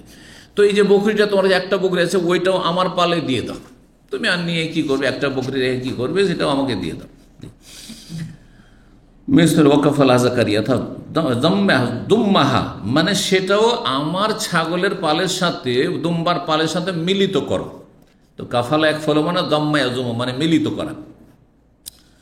তারপরে বলছেন যে শুধু তাই নাই, মুখে চেয়ে ছাড়েনি সে, ওয়াজ্জানি ফিল খেতাব, ওয়াজ্জানি ফিল কিতাব, সে তর্কে আমাকে হারিয়ে দিয়েছে।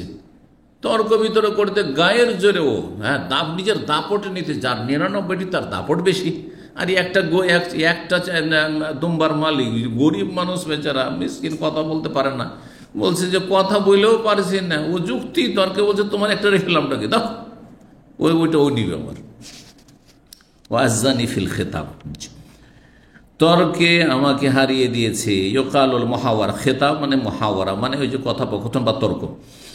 কালা, তখন দাউদ আলাইহিস সালাম বিচার, লাকাদ যালামাকা বিসওয়ালিন নাজাতি ইলা নিয়াজিহি, তোমার উপর অত্যাচার করেছে, অবিচার করেছে তোমার সাথে, তার এই 99টি দম্বির সাথে বা দম্বার সাথে তোমার দম্বাটিকে মিলিত করা, আর সে দাবি করে বেসোয়ালে না যাতে কা, তোমার যে দম্বাটি চেয়েছে এটা চেয়ে সে কি করেছে, তোমার উপরে জুলুম করে, তোমার সাথে অবিচার করেছে।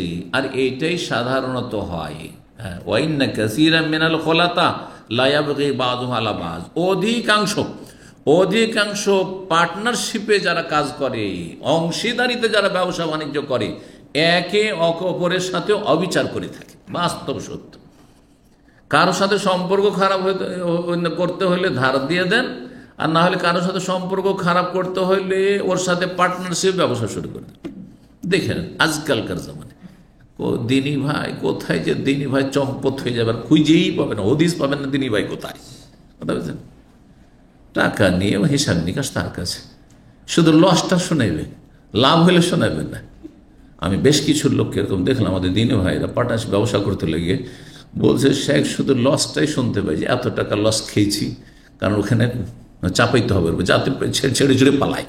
হ্যাঁ, ছেড়ে ঝুড়ে পালায়, যে যা গেল আর লসটা দিতে পারবো না। ওইদিকে কিন্তু ওর লাভ আছে, ওর লস নেই, যার হাতে টাকা। এই জন্য বলি যে আপনি পার্টনারশিপ থাকলে আপনি হিসাব নিকাশ যেন আপনার হাতে থাকে, তাহলে ঠিক আছে। আপনি আল্লাহকে ভয় করেন, আপনার হিসাব নিকাশ আপনার হাতে থাকতে হবে, আর এই ক্ষমতা যদি থাকে তাহলে। কিন্তু যারা আগে থেকে ব্যবসা ওরা বেশি চালাক, আপনাকে নতুন নিয়ে শুধু শোষণ করার জন্য। হাদাহুমুল্লাহ, আল্লাহ হেদায়েত করুন। এর মধ্যেও হ্যাঁ ভালো আছে, হাজারে হয়তো একটা, লাখে একটা ভালো আছে হয়তো, ব্যতিক্রম। আল্লাহ করে কাসীরাম মিনাল খুলাতা, খালিতের বহু, খালিত মানে শরীক, অধিকাংশ বা অনেক কি, হ্যাঁ, শরীকরা, অংশীদাররা কি করে, লা ইয়াবগি বাযুহুম আলা বায, একজন অপরজনের ওপর কি করে, জুলম অত্যাচার করে। তারপরে আল্লাহ একটি আয়াত সম্পর্কে, ইন্নামা ফাতান্নাহু, দাউদ আলাইহিস সালাম অনুভব করলেন যে আমাকে যে এই আমার কাছে বিচার চাওয়া হলো, এতে আল্লাহ আমাকে পরীক্ষায় ফেলে। ইন্না ফাতান্না ফাস্তাগফারা ইখতাবারনা, ইবনে আব্বাস বলছে ফাতান্নাহু, ফিতনায় আমি তাকে নিমজ্জিত করেছি, মানে এই ফিতনা মানে ঝগড়া, দ্বন্দ্ব, বিশৃঙ্খলা নয়, বরং পরীক্ষা করেছি। ফিতনা মানে পরীক্ষা, ফিতনা মানে হচ্ছে ইন্নামা আমওয়ালুকুম আওলাদু ফিতনা, তোমাদের ছেলে মেয়ে ধন সম্পদ ফিতনা মানে কি, পরীক্ষা। পয়সার কারণে মানুষ ইমান আমল হারিয়ে দিচ্ছে, নয় ছয় করে দিচ্ছে। ছেলে মেয়েদের জন্য মানুষ কিছু হারাম এদিক সেদিক ইনকাম করে নিচ্ছে। শুধু নিজের পেটের কথা যদি চিন্তা থাকতো, ছেলে মেয়ে স্ত্রী না থাকতো, তাহলে অধিকাংশ মানুষ এগুলো করতে যেত না। আরে একটা পেটে 250 গ্রাম চাউল সারাদিনে খেতে পারবো না, তো কি দরকার। কিন্তু ওইভাবে কে চিন্তা করছে আজকালকার পয়সাওয়ালারা? কেউ চিন্তা করে না। গোটা দুনিয়া একাই খাবে, গোটা দুনিয়া একাই খাবে। কারা ওমর রাদিয়াল্লাহু আল্লাহ পড়েছেন ফাত্তান্নাহু, দুটো তাসদীদ দিয়ে, ফাস্তাগফারা রাব্বাহু, তখন রবের কাছে ক্ষমা প্রার্থনা করলেন দাউদ আলাইহিস সালাম। ওয়া খাররা রাকিআন ওয়া আনাব, আর রুকুই তিনি ঝুঁকে পড়লেন, ওয়া আনাব, এবং আল্লাহ অভিমুখী হলেন। এই জায়গায় সিজদায়ে তেলাওয়াত রয়েছে সূরা সদে। 3421 নম্বর হাদিস। তাআলা কুলতু ইবনে আব্বাস, আব্দুল্লাহ ইবনে আব্বাস রাদিয়াল্লাহু তাআলা আনহু হতে বর্ণিত, আনাসজুদু ফি সদ, সূরা সদে আমরা সিজদা করব কিনা। ফাকারা, তিনি বললেন, ওমিন যুররিয়াতি দাউদ ওয়া সুলাইমানা, তারপরে উলাইকাল্লাযিনা হাদাল্লাহু ফাবিহুদাহু মুক্তাদে। 18 জন নবীর কথা আল্লাহ রাব্বুল আলামিন সূরা আনামে বর্ণনা করেছে, আয়াত নম্বর 84 থেকে 90। তারপরে বলছে উলাইকাল্লাযিনা হাদাল্লাহ, এই যে 18 জন নবী, এদেরকে আল্লাহ বিশেষভাবে হেদায়েত প্রদান করেছেন, হেদায়েত প্রাপ্ত করেছেন, সার্টিফিকেট, হেদায়েতের সার্টিফিকেট। আমার জন্য আপনাদের জন্য কোনো হেদায়েতের সার্টিফিকেট আজ আছে কাল নাই, হতে পারে প্রচুর পাতার পানির মতো টলমল। আল্লাহ হেফাজত করুক। আল্লাহুম্মা সাব্বিতনা ফিদ দুনিয়া ওয়াল আখিরাহ বিল কওলিস সাবিত। তো আল্লাহ বলছেন ফাবিহুদাহু মুক্তাদি, আল্লাহ বলছেন তাদেরকে হেদায়েত করেছি, হেদায়েতের সার্টিফিকেট দিয়েছি, সুতরাং তাদের হেদায়েতের আদর্শের তুমি অনুসরণ করো হে নবী মুহাম্মদ সাল্লাল্লাহু আলাইহি ওয়াসাল্লাম। নবীকে বলছেন, শেষ নবীকে, যে আগের নবীদের কি করো তুমি, ইক্তেদা করো, ইক্তেদা করো। ইক্তেদা মানে কি, অনুসরণ করা। এই জন্য নামাজে মুক্তাদি বলা হয়, কেন, ইমামের অনুসরণ করতে হয়, সেই জন্য মুক্তাদি বলা। ইক্তাদে, তাদের ইক্তেদা করো, তাদের আদর্শের ইক্তেদা করতে বলা হয়েছে। তাহলে বোঝা গেল ব্যক্তির ইক্তেদা করতে বলা হয়নি, কার করতে বলা হয়েছে, আদর্শের। এই জন্য ইমাম যদি ভুল করে, পঞ্চম রাকাতে উঠে গেল, উঠবেন, পঞ্চম রাকাতে সুবহানাল্লাহ সুবহানাল্লাহ করতে হবে। 5 রাকাত নামাজই না, সুতরাং বসেই থাকবেন, উঠবেন না। আর দ্বিতীয় রাকাতের পরে যদি উঠে যায়, তার সাথে না পড়ে, তাহলে সুবহানাল্লাহ বলবেন। তারপরে যদি না শোনে বা ভুরুক্ষেপ না করে, তখন উঠবেন না। জি, 3422 নম্বর হাদিস। হ্যাঁ, পূর্ণ হয়নি। আল্লাহ যখন নবী সাল্লাল্লাহু আলাইহি সাল্লামকে কি বলেছেন, তুমি অনুসরণ করো কাদের, এই 18 জন নবীর। আর 18 জন নবীর একজন হচ্ছেন দাউদ ওয়া সুলাইমান ওয়া আইয়ুব ওয়া ইউসুফ ওয়া মূসা ওয়া হারুন ওয়া কাযালিকা নাজিজিল মুহসিনিন। দাউদ আলাইহিস সালাম কথা রয়েছে। আর দাউদ আলাইহিস সালাম যেহেতু সেজদা করেছেন এই সময়, যে আলোচনাটি এখানে আছে, সুতরাং তার অনুসরণে হে নবী তুমিও সেজদা করো, হে নবীর উম্মতরা তোমরাও সেজদা করো। এটা হচ্ছে বলার উদ্দেশ্য। ফাকালা নবিয়ুকুম সাল্লাল্লাহু, ফাকালা বললেন নবিয়ুকুম সাল্লাল্লাহু আলাইহি ওয়াসাল্লাম, মিম্মান উমিরা আন ইয়াক্তাদিয়া বিহিম, তোমাদের নবী সাল্লাল্লাহু আলাইহি ওয়াসাল্লামকে নির্দেশ দেওয়া হয়েছে তাদের ইক্তেদা করতে, মানে তাদের অনুসরণ করতে, মানে নবীদের। আর তাদের একজন হচ্ছেন অন্যতম দাউদ আলাইহিস সালাম। 3422 নম্বর হাদিস। ইবনে আব্বাস রাদিয়াল্লাহু তাআলা আনহু হতে বর্ণিত, বলছেন লাইসা সদ মিন আযাইমিস সুজুদ, সূরা সদের সেজদাটি আবশ্যক নয়, আবশ্যক কোনটি নয়, সুন্নাত। সঠিক হচ্ছে সুন্নাতে মুআক্কাদা। কিন্তু সূরা সদের সেজদার চাইতে অন্যগুলির তাকিদ বেশি আছে, আর এটি সুন্নাত মুস্তাহাব। ও রায়তুন নবী ইয়াসজুদু ফিহা, তবে নবী সাল্লাল্লাহু আলাইহি ওয়াসাল্লাম আমি সেজদা করতে দেখেছি। সুতরাং সূরা সদে সেজদা করা হচ্ছে নবী সাল্লাল্লাহু আলাইহি ওয়াসাল্লামের সুন্নত। আর দাউদ আলাইহিস সালামের ঘটনা রয়েছে, ওখানে তিনি রুকুতে এবং সেজদায় লুটিয়ে পড়েছিলেন, সুতরাং ইস্তেগফার করে আল্লাহর কাছে। সুতরাং সেজদা করা সেখানে বাঞ্ছনীয় বা সেজদা করা মুস্তাহাব। এই সেজদা নিয়ে ইখতিলাফ রয়েছে, সূরা সদের সেজদা নিয়ে ইখতিলাফ রয়েছে ফুকাহাদের মাঝে। হানাফি মাযহাবে রয়েছে, আহলুল হাদিসদের কাছেও রয়েছে সূরা সদের সেজদা, কিন্তু শাফি মাযহাবে সূরা সদের সেজদা নেই, একটা কমিয়ে দিল ওইখানে। আর সূরা হজের 2টি সেজদা আহলে হাদিসের কাছে 2টি রয়েছে, কিন্তু হানাফিদের কাছে শেষ সেজদাটি নেই, সূরা হজের শেষ সেজদাটি নেই। সুতরাং হানাফিদের কাছেও 14টি হয়ে গেল, কিন্তু পার্থক্য হচ্ছে যে সদ কমিয়েছে শাফিরা, আর হজের দ্বিতীয় সেজদা কমিয়েছে হানাফিরা।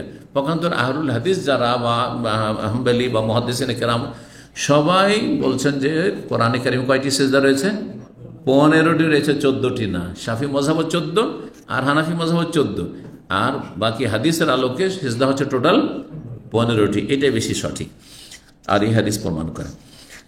40 নম্বর অধ্যায় বাব কওলিল্লাহ তাআলা, এই অধ্যায় হচ্ছে মহান আল্লাহর বাণী সম্পর্কে। আল্লাহ বলছেন ওয়াহাবনা লিদাউদ সুলাইমান, আমি দান করেছিলাম দাউদ আলাইহিস সালামকে সুলাইমান নামক সন্তান। সুলাইমান তাকে তার পুত্র হিসাবে দান করেছিলাম। নেমাল আবদু, এই সুলাইমান বড়ই ভালো বান্দা ছিলেন আমার, নেমা, জি মানে ভালো নেক বান্দা ছিলেন। ইন্নাহু আউয়াব, তিনি ছিলেন বা সে ছিল আল্লাহমুখী। সূরা সাদের আয়াত নম্বর 30। আউয়াব মানে রাজে, মানে আল্লাহর দিকে প্রত্যাবর্তন, আল মনিব মানে আল্লাহ অভিমুখী। দোয়া করেছিলেন সুলাইমান আলাইহিস সালাম, রব্বিগ ফিরলি ওয়াহাবলি মুলকান, আল্লাহ আমাকে ক্ষমা করে দাও এবং আমাকে এমন রাজত্ব দান করো, লা ইয়ামবাগি লি আহাদিন মিন বাদি, আমার পরে কারো জন্য যেন সেটা সমীচীন না, কেউ না পায়। আমাকে এমন রাজত্ব দান করো যেই রাজত্ব পৃথিবীতে কিয়ামত পর্যন্ত আর কোনো ব্যক্তি, কোনো শাসক যেন না পায়। পেয়েছে? বিশাল বিশাল রাজত্ব পেয়েছে হয়তো, হ্যাঁ, কিন্তু হ্যাঁ কিসের রাজত্ব পায়নি? জিনদের উপর রাজত্ব নেই। সামান্য কোনো ক্ষমতা জিনদের ওপর কোনো রাজা বাদশার চলে না, আর রাষ্ট্রপতি প্রধানমন্ত্রী চলে না, ঠিক না? পাখিকুলের ওপর চলে না, পাখির ভাষাও বুঝে না, পশুর ওপরও চলে না, বাতাসের ওপর চলে না। আর সুলাইমান আলাইহিস সালামের সবের উপর চলত, সবের রাজত্ব চলত। পাখি খবর নিয়ে আসছে যে এমন দেশে এক রানী আছে, দেশ চালাচ্ছে। হ্যাঁ, সুলাইমান আলাইহিস সালাম জানছেন না যে এরকম একটা দেশ আছে। তখনকার যুগে তো আর এরকম কোনো কমিউনিকেশন ছিল না। সুলাইমান আলাইহিস সালামের রাজধানী হচ্ছে আর প্যালেস্টাইন, বাইতুল মুকাদ্দাসে। বাইতুল মুকাদ্দাস থেকে আসতে 1 মাসের বেশি পথ হচ্ছে ইয়ামান। ইয়ামানে বিলকিস রানী রাজত্ব করছে। পাখি উড়তে উড়তে উড়তে উড়তে ইয়ামান দেশে এসেছে। আসার পাখিরও তৌহিদ আছে, পাখিও লা ইলাহা ইল্লাল্লাহ বুঝে, কিন্তু মাজার পূজারী লা ইলাহা ইল্লাল্লাহ বুঝেন না, মাজার পূজা করে। হ্যাঁ, বড় বড় বিচক্ষণ, বড় বড়, হ্যাঁ, কত বৈজ্ঞানিক আর কত শিক্ষিত লোক, দুনিয়ার শিক্ষায় শিক্ষিত, কিন্তু সে মাটির তৈরি, পাথরের তৈরি মূর্তির সামনে লুটিয়ে পড়েছে, সেজদা করছে। আউযু বিল্লাহ। তাহলে পাখির চাইতে অদম হইল না? হইল না? পাখি গিয়ে দেখেছে, আরে এই জাতির শাসন ক্ষমতায় যারা রয়েছে সবাই ইয়াসজুদুনা লিশ-শামসি মিন দুনিল্লাহ, সূর্যকে সেজদা করছে। সূর্যকে সেজদা করতে হবে, সূর্যের মালিককে, রবকে সেজদা করতে হবে। পাখি বুঝছে, পাখি জানছে যে সূর্যকে সেজদা করা যাবে না। হ্যাঁ, কিন্তু বিলকিসও জানছে না, আর বিলকিসের জাতিও জানছে না।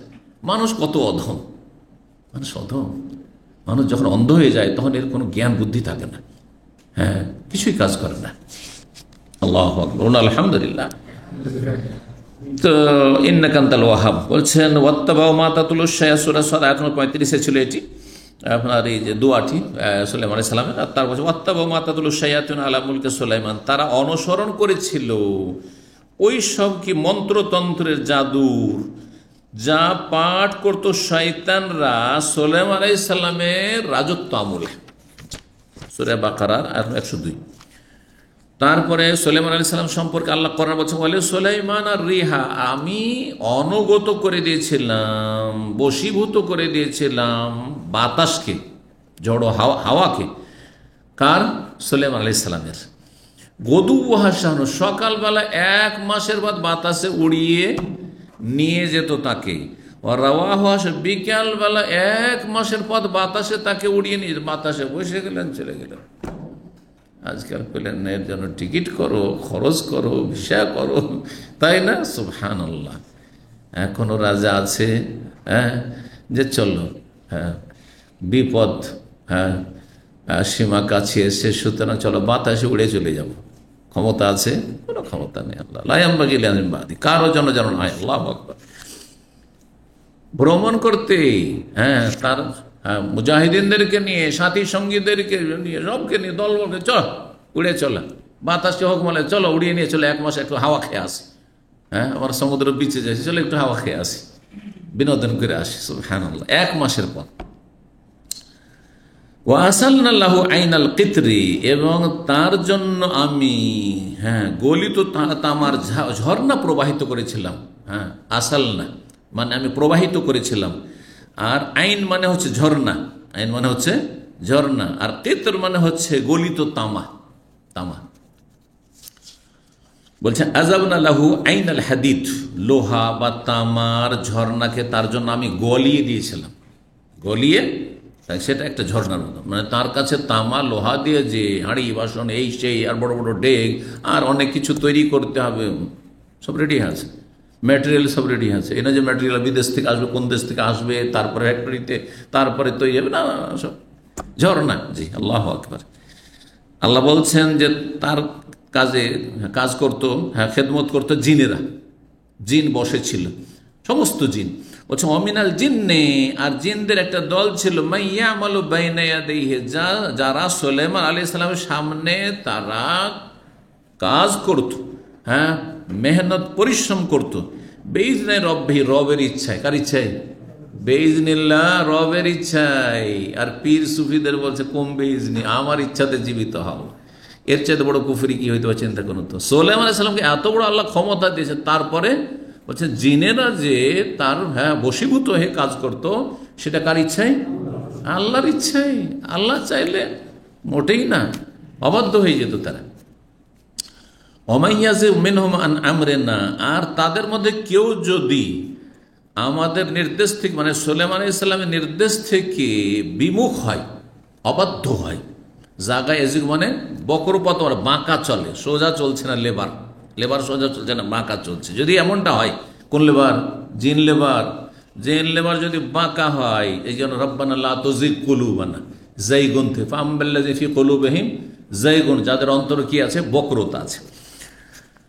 তো অমাইয়াজিগ মিনহুম আন আমরিনা, আমাদের নির্দেশ থেকে কেউ যদি বক্রপথ অবলম্বন করে, মানে অবাধ্য হয়, নজিগহু মিন আযাবিস সাঈর, তাহলে তাদেরকে বা তাকে জ্বলন্ত আগুনের শাস্তি আস্বাদন করাবো। ইয়ামালুনা লাহু মা ইয়াশা, এবং এই জিনগুলি সুলাইমান আলাইহিস সালামের জন্য তৈরি করত যা তিনি চাইতেন। কি? যেমন উদাহরণস্বরূপ বলছেন, উদাহরণস্বরূপ মাহারিবা, মাহারে মেহরাবের বহুবচন। আজকালকার মেহরাব মানে মসজিদের মেহরাব, কিন্তু আরবি ভাষাতে মসজিদের মেহরাব এটা পরে এসছে। হ্যাঁ, মেহরাব মানে একটা জায়গা বা একটা কক্ষ, ছোট, এগুলো পরে কক্ষ থেকে, কিন্তু কক্ষের মতো যেহেতু ছোট্ট একটু হয়ে আছে, সেই জন্য এটা মেহরাব নামকরণ হয়েছে ইসলামের যুগে। কিন্তু মাহারিব মানে কি হয়? বলছেন যে অট্টালিকা, বুনিয়ান, মা দোনাল কসুর, কিন্তু সেগুলো যে রাজপ্রাসাদ তাদের চাইতে ছোট। রাজপ্রাসাদ যেমন হয়, হ্যাঁ, তো রাজপ্রাসাদের চাইতে একটু ছোট। এইরকম মানে বিশাল বিশাল ভিলা আর বিশাল বিশাল ধরনের টাওয়ার তৈরি করছে। রাজপ্রাসাদে তো টাওয়ার থাকে না, বিশাল এরিয়া নিয়ে কত ভবন আছে, কত কিছু আছে। তাহলে এখানে বলা যায় মাহারিব মানে হচ্ছে বাসভবন, বাসভবন, এখানে বাসভবন, এগুলো তৈরি করত। আর কি তৈরি করত জেনেরা? সেই আপনার কিসের ঝর্ণা থেকে, ওই আপনার তামা, গলিত তামার ঝর্ণা থেকে। আর কি তৈরি করতে বলছেন? যে তামাসিল, আর ভাস্কর্য, ভাস্কর্য, মূর্তি, তিমসালের বহুবচন তামাসিল। কেউ কেউ বলছেন দাউদ আলাইহিস সালামের যুগে ভাস্কর্য তৈরি করা জায়েজ ছিল, ইসলামে জায়েজ নয়, মূর্তি তৈরি করা জায়েজ নয়, কারণ এই রাস্তায়, চোরা রাস্তা দিয়ে শিরক শুরু হয়েছে, সুতরাং জায়েজ নয় প্রাণীর ছবি অঙ্কন করা। আবার কেউ কেউ বলছেন না, দাউদ আলাইহিস সালামের যুগে যেগুলো ভাস্কর্য তৈরি করতো সেগুলো প্রাণহীন কোনো বস্তুর, অন্য কিছু তৈরি করা হইতো, তাহলে জায়েজ আছে। কিন্তু কোনো প্রাণীর ভাস্কর্য জায়েজ নয়। হ্যাঁ, বাঘের, হ্যাঁ, আর নেতার, হ্যাঁ, আর অমুক তুমুক, ধনকূপের, ইত্যাদি ইত্যাদি, জাতির পিতার, হ্যাঁ, আর জাতির যে নায়ক অমুক তুমুক, হ্যাঁ, স্বাধীনতার ঘোষক, কোনোটাই জায়েজ নাই, কোনোটাই জায়েজ নেই, হারাম সব। যারা ভেঙেছে জাযাহুমুল্লাহ খায়র, ভালো কাজ করেছে। ওয়া জেফানিন, জেফানিন জাফনাতুনের বহুবচন, মানে বড় বড় পাত্র, বড় বড় পাত্র, বড় বড় বিশাল বিশাল পাত্র, সেই পিতল তামা দিয়ে, গলিত তামা দিয়ে তৈরি করতো। জেফান, সেই পাত্রগুলি কেমন হইতো? মানে পাত্র মানে পাত্র, তাই না? না, একসাথে 17 কাল জবাবে, সেগুলি হতো হাউজের মতো। এক একটা পাত্র তৈরি হতো কিসের মতো? হাউজের মতো। চৌবাচ্চা, চৌবাচ্চা বুঝেন? এটা শুদ্ধ বাংলা হলো, কিন্তু শুদ্ধ বাংলা কিন্তু হাউজও নয়, হাউজ তো আরবি শব্দ। জি, এই জন্য কাল হেয়াজ, হাউজের বহুবচন হেয়াজ। এই হজ কার? লিল এবলিম, উটের পানি পান করার জন্য আরবরা যেমন কি করে, ছোট ছোট পুকুর বা ওই যে হাউজ তৈরি করে, ওই রকম ধরনের পাত্র, এক একটা পাত্র তৈরি, এত বড় বিশাল বিশাল পাত্র তৈরি হয়তো।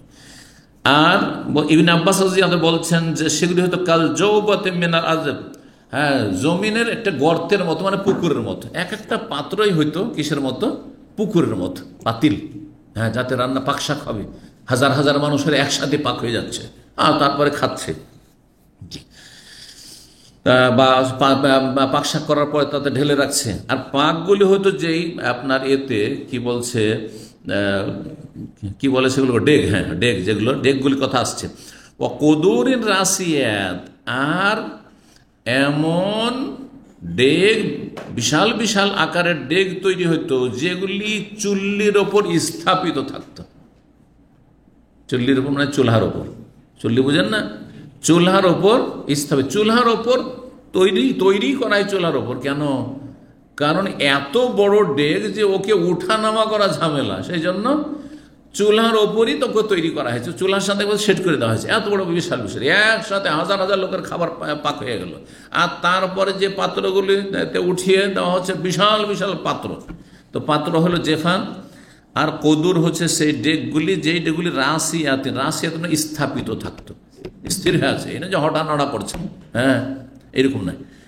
আর আল্লাহ নির্দেশ দিয়েছেন দাউদ আলাইহিস সালামকে এবং তার পরিবারকে, এমালু আলা দাউদ, হে দাউদ পরিবার তোমরা আমল করো, মানে নেক আমল করতে থাকো শুকরিয়া জ্ঞাপনের সাথে। আমলের মাধ্যমে শুকরিয়া আদায় করো, আমল দিয়ে শুকরিয়া আদায় হয়। আমল হচ্ছে শুকরিয়ার বহিঃপ্রকাশ। শুধু মুখে শুকুর আলহামদুলিল্লাহ, এটা বাঙালি শুকরিয়া, খেয়ে দে শুকুর আলহামদুলিল্লাহ, এটা বাঙালি শুকরিয়া আমি বলি, আসলে আমাদের দেশীয় শুকরিয়া না, না না, অন্তর থেকে শুকরিয়া, হাড়ে হাড়ে, হ্যাঁ টের পাওয়া, হাড়ে হাড়ে অনুভূতি। আল্লাহ কত নিয়ামত দিয়েছেন, সুবহানাল্লাহ, কত নিয়ামত, আলহামদুলিল্লাহ। জি, কত নিয়ামত, চিন্তা করুন তো, এই যে সুস্থতার নিয়ামত, কথা বলতে পারছি নিয়ামত, চলাফেরা করতে পারছি, হ্যাঁ আপনাদেরকে দুটো কথা শিখাইতে পারছি, আপনারা দিন শিখতে পারছেন। আর তারপরে আল্লাহ রাব্বানের সমস্ত অঙ্গ প্রত্যঙ্গ, ব্রেন থেকে শুরু করে চোখ, নাক, অঙ্গ সবই কাজ করছে, আলহামদুলিল্লাহ। কত মানুষ এগুলো থেকে বঞ্চিত রয়েছে, হ্যাঁ অবশ্য অবস্থায় পড়ে আছে, বছরকে বছর হাসপাতালে পড়ে আছে, পঙ্গু হয়ে পড়ে আছে, সুবহানাল্লাহ। চিন্তা করুন তো, এখনই যদি কিছুই নেই, একটা পা যদি চলে প্যারালাইসিস, কি অবস্থাটা হবে চিন্তা করুন তো দেখি। আলহামদুলিল্লাহ, আলহামদুলিল্লাহ। তো আল্লাহ বলছেন, হে দাউদ পরিবার তোমরা শুকরিয়া জ্ঞাপনের উদ্দেশ্যে আমল করো, কালিলুম মিন ইবাদিয়াশ শাকুর, আর আমার শুকরগুজার বান্দার সংখ্যা খুবই স্বল্প। তারপরে বলছেন সুলাইমান আলাইহিস সালামের মরণের সময় ঘনিয়ে আসলো, তিনি ইবাদত বন্দেগী দাঁড়িয়ে করেছেন, লাঠিতে ভর দিয়ে সে অবস্থায় মারা গেলেন। বলছেন ফালাম্মা কাযাইনা আলাইহিল মউত, আল্লাহ বলছেন যখন তার আমি মৃত্যুর চূড়ান্ত ফয়সালা করলাম, মা দাল্লাহুম আলা মউতিহি, জিনেরা কিন্তু কাজ করে যাচ্ছে, কাজ করেই যাচ্ছে, ওরা জানছে যে পাহারা দিচ্ছেন সুলাইমান আলাইহিস সালাম, না হইলে বড় কঠিন শাস্তি দেওয়া, আগুনে জ্বালিয়ে শাস্তি দেওয়া হবে, কাজ করতে। এইদিকে সুলাইমান আলাইহিস সালাম মারাই গেছেন। ওর গায়েব যদি জানতো তো মারা যাওয়ার সাথে সাথে পালিয়ে যেত সব, কেন থাকবে, হ্যাঁ। কিন্তু জানতে পারে, তাহলে বোঝা গেল জিনেরা গায়েব জানে না। তাহলে যারা জিন বসে করে আপনার হারিয়ে যাওয়া বস্তুর খোঁজ খবর দিচ্ছে, কেমন করে বিশ্বাস করছেন বলুন তো দেখি? শিরকি কথা না, কুফরি কথা না, জিন আলেমুল গায়েব না, মোটেই না, এ তো ঈমান হারিয়ে যাবে। আল্লাহ বলছেন যে সুলাইমান আলাইহিস সালামের মওত সম্পর্কে, মা দাল্লাহুম আলা মউতিহি, তার মওত সম্পর্কে, তার মৃত্যু সম্পর্কে জিনেরা টের পায়নি। কখন টের পেল? ইল্লা দাব্বাতুল আরদে, ওই যে মাটির ওই পোকা, ওই লাঠিটাকে, যে লাঠিতে ভর দিয়ে তিনি তাহাজ্জুদ পড়েছেন বা ইবাদতবন্দি করছিলেন, ইবাদতবন্দি করতে থাকেন তার মেহরাবে, তো ভাবছেন ইবাদতবন্দি করতে আছে, যখন এসে জিন দেখে ইবাদতবন্দি করতে আছে, কিন্তু দিয়ে মারা গেছেন, কয়েক মাস হয়ে গেছে। এই ওই পোকা খেতে খেতে খেতে যখন খেয়ে নিয়েছে ভিতরটা, তখন ধড়াস করে আষাঢ় খেয়ে পড়ে গেছে। যেমন আষাঢ় খেয়ে পড়ে, আরে কখন থেকে মারা গেছে, আর আমরা এতদিন ধরে কষ্ট করে কাজ করছি, পালা সব পালা, এই তো জিন সব পালিয়ে গেল সব। আল্লাহু আকবার। আল্লাহ বলছেন দাব্বাতু তাকুল মিন সাতাহু, এই দাব্বাতুল আর কি ছিল? আল আরাদা, মানে ওই পোকা, আরবিতে আরাদা বলা হয় ওই পোকাকে। তাকুল মিন সাতাহু, তার লাঠিকে খেয়ে ফেলেছিল। মিন সাতাহু মানে আসাহু, আসাকে মিনসা বলা হয়। ফালাম্মা খাররা, যখন তিনি আছাড় খেয়ে পড়ে গেলেন, তাবাইয়ানাতিল জিন, তখন সুস্পষ্ট হলো জিনের জন্য, আল্লাহ কানু ইয়ালামুন আল গায়ব, কেউ কেউ বলতো সেই যুগেও, জিনেরা গায়েব জানে, কিন্তু জিনেরা বলতে পারে সব খবর, হ্যাঁ তোমার বাড়িতে কি হয়েছে, তোমার ছেলেটা হারিয়ে গেছে, কোথায় আছে, জিন দেখো, যারা জিন বসে করেছে তাদেরকে জিজ্ঞাসা করে বলে দিবে, হ্যাঁ তোমার এই হারিয়েছে, সেই হারিয়েছে, তোমার চুরি হয়েছে, বলে দিতে পারবে যে কে চুরি করেছে, জিনেরা জানে। এইসব শিরকি কথা। আল্লাহ এই কথাই বলছেন, তারা যদি জানতো গায়েব, আল্লাহ কানু ইয়ালামুল গায়েব মা লাবিসু ফিল আযাবিল মুহিন, তাহলে এই লাঞ্ছনাকর কঠিন পরিশ্রমের শাস্তিতে তার অবস্থান করতো না, সাথে সাথে পালিয়ে যেত অনেক আগে। তারপরে বলছেন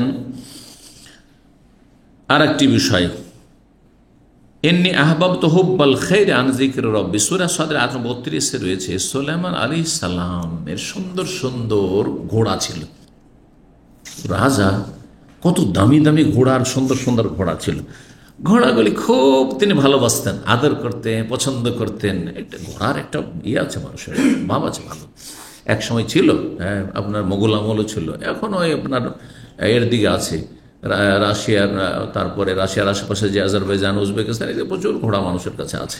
আমাদের এলাকায় একজন মুসলিম মন্ত্রী ছিলেন, গনি খান চৌধুরী সাহেব, তার বাড়িতে একটা ঘোড়া ছিল, ও লক্ষ লক্ষ টাকা দামের ঘোড়া, আর শুধু এমনি খাওয়িয়ে দেয়, শুধু পুষে রাখতো, দেখার মতো। আমরা দেখতে যেতাম মাঝে মাঝে, মন্ত্রীর বাড়িতে গেছি। তখন আমার যৌবনকাল ছিল, 21 বছর 22 বছর বয়স, প্রথম দাওরা ফারিক হওয়ার পরে 19 বছর, তখন শিক্ষকতা করতাম, তো যেতাম, তোর বাড়ির কাছে থাকতাম। তো সুবহানাল্লাহ, মানুষ ঘোড়া দেখতে পছন্দ করে। সুলাইমান আলাইহিস সালাম খুব ঘোড়া পছন্দ করতেন। ইন্নী আহবাবতু হুব্বাল খাইরি, বলছেন আমি এই কল্যাণের মানে এই যে অসরাজি ঘোড়াকে আমি ভালোবেসেছি, আন যিকরি রব্বি, যেটা আমার রবের জিকির থেকে আমাকে হয়তো গাফিল করেছে। কারণ ঘোড়া দেখতে দেখতে দেখতে, ঘোড়া কত, এক একটা ঘোড়া দেখতে, ঘোড়া বিশেষ অনেক ঘোড়া, এই করতে করতে সূর্য ডুবে গেছে। জি, তো তখন তিনি আক্ষেপ করছেন, ফাতাফিকা মাসহাম বিসুক ওয়াল আনাক, তখন তিনি কি করছিলেন, ফাতাফিকা মানে লেগেছিলেন, মাসহান বিসুকে, সুক মানে হচ্ছে পা, আর আনাক মানে হচ্ছে গর্দন বা ঘাড়। তো সেই ঘোড়াগুলির, অসরাজের গর্দন এবং পাগুলি তিনি আদরে বা পায়ে এবং গর্দনে হাত বুলাচ্ছিলেন। মাসাহ ইয়ামসাহ মানে কি করা, মাসে করা মানে হাত ফেরানো, হাত বোলাচ্ছিলেন, মানে তিনি কি করছিলেন, আদর করছিলেন। আমরা কুরবানির খাসিকে এরকম করে কিন্তু আদর করি, করি না? করেছি, আমরা করেছি। তো এই করছিলেন, তাহলে এই অর্থটা কেউ কেউ করেছে। আবার আর একদল বলছেন না না, এখানে মাসাহা মানে হচ্ছে জবাই করা।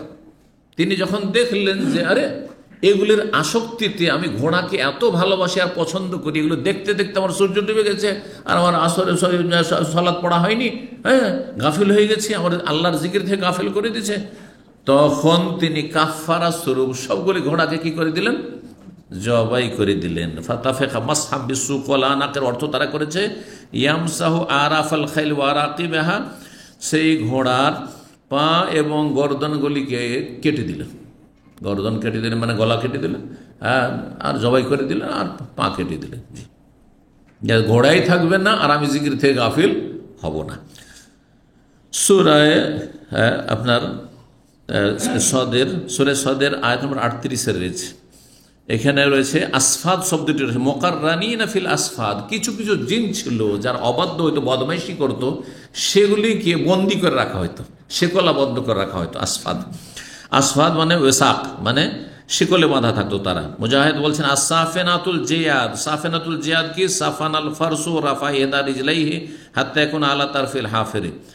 আসাফেনাতুল জিয়াদ মানে সুন্দর সুন্দর, হ্যাঁ, দ্রুতগামী ঘোড়া। সাফেনাত সুন্দর এবং তার সাথে প্রশিক্ষণ প্রাপ্ত ঘোড়া, ট্রেন ঘোড়া থাকতো সেগুলো, শিক্ষিত ঘোড়া মানে প্রশিক্ষণ প্রাপ্ত ঘোড়া, আর বড়ই সুন্দর ঘোড়াগুলি, আর সেই ঘোড়াগুলি খুব দ্রুতগামী ছিল। আর জিয়াদ, জয়্যিদ থেকে জিয়াদ শব্দটি রয়েছে, সাফেনাতুল জিয়াদ। এখানে ইমাম বুখারী একটি তাফসীর করছেন, সাফানাল ফারস, আরবরা বলে কখন রাফা ইহদা রিজলাইহি, যখন এক ঘোড়া একটা পাকে উঠায়, যেন ঘোড়া যখন দৌড় দেয় তখন একটা পা উঠায়, যে এক পা, হাত্তা এখন আলা তারফিল হাফিরে, এমনভাবে উঠায় যে সেটা কেমন হয়ে যায়, বলছেন যে হাত্তা এখন আলা তারফিল হাফিরে, তার খুরের, হ্যাঁ, এক কিনারা দেখা যায়, যখন পাটা উঠায় তখন খুর যেটা থাকে, খুরা বলেন না খুর বলেন, খুর, তো সেই খুরা লিখেছে বাংলা এতে, কিন্তু আমরা তো খুরই বলি। তো খুর বা খুরা হয়তো যে অনুবাদক লিখেছে সে হয়তো বেশি জানে। যে খুরাও ব্যবহার করা হয়তো শুদ্ধ ভাষায় অথবা আঞ্চলিক ভাষায়। বাংলা ভাষা তো বিভিন্ন এলাকার সব তো ভাষা একরকম নাই, তাই না? জি। আর এমনকি লিখনই তো অনেক সময় আঞ্চলিক ভাষা প্রয়োগ হয়, লেখকের উপর নির্ভর করছে সেটা। আল জিয়াদ মানে সেরা, মানে দ্রুতগামী ঘোড়া। আর একটি আয়াতে রয়েছে যে ওয়ালাকাদ ফাতান্না সুলাইমান ওয়া আলকাইনা আলা কুরসিহি জাসাদান, সুলাইমান আলাইহিস সালামকে আমি পরীক্ষা করেছিলাম, ওয়া আলকাইনা আলা কুরসি, আর তার যে সিংহাসন ছিল যাতে বসে তিনি রাজত্ব করতেন, সেই সিংহাসনের ওপর একটি দেহকে আমি নিক্ষেপ করেছিলাম। আয়াত নম্বর 34 রয়েছে। এই দেহটি কি? একটি তফসির হচ্ছে যে শয়তান, মানে শয়তান সুলাইমান আলাইহিস সালামের রাজত্ব ছিনিয়ে নিয়েছিল, রাজত্ব দখল করে নিয়েছিল। এইরকম ইসরায়েলি কিছু রেওয়ায়ত রয়েছে, কিন্তু সেগুলি ভিত্তিহীন। কোরআন ও হাদিসে বা বিশুদ্ধ তফসিরে এই তফসির নাই। সহি তফসির যেটি দ্বিতীয় তফসির, জাসাদান মানে অসম্পূর্ণ, তার একটি বাচ্চা ভূমিষ্ঠ হয়েছিল, যেই বাচ্চাটিকে উদ্দেশ্য করে রেখে জাসাদের একটা দেহ, মানে অসম্পূর্ণ দেহ, অসম্পূর্ণ দেহ, এই কথা বলা হয়েছে। তারপরে তার জন্য বাতাসকে কি করা হয়েছিল? হ্যাঁ, বাতাস, মৃদু বাতাসের কথা রয়েছে। ওই জি, রোখা আন হাইসু আসাব, জি, মৃদু বাতাসের কথা, হাইসু আসাব, হাইসু শাহ, যেখানে চাইতেন তিনি। তারপর রয়েছে ফামনুন, হ্যাঁ, আমসেক বেগার হিসাব, তোমাকে অনুগ্রহ দিয়েছে, সুতরাং তুমি দাও, দান করো, অথবা তুমি না করো, বিনা হিসাব, কোনো অসুবিধা নেই, তুমি তোমার প্রয়োজনে যেখানে মনে হয় তুমি খরচ করো, ইত্যাদি। 3423 নম্বর হাদিস বর্ণনা করছেন আবু রাদিয়াল্লাহু তাআলা আনহু, বলছেন ইন্না ইফরিতা মিনাল জিন্নে, একটি অবাধ্য জিন।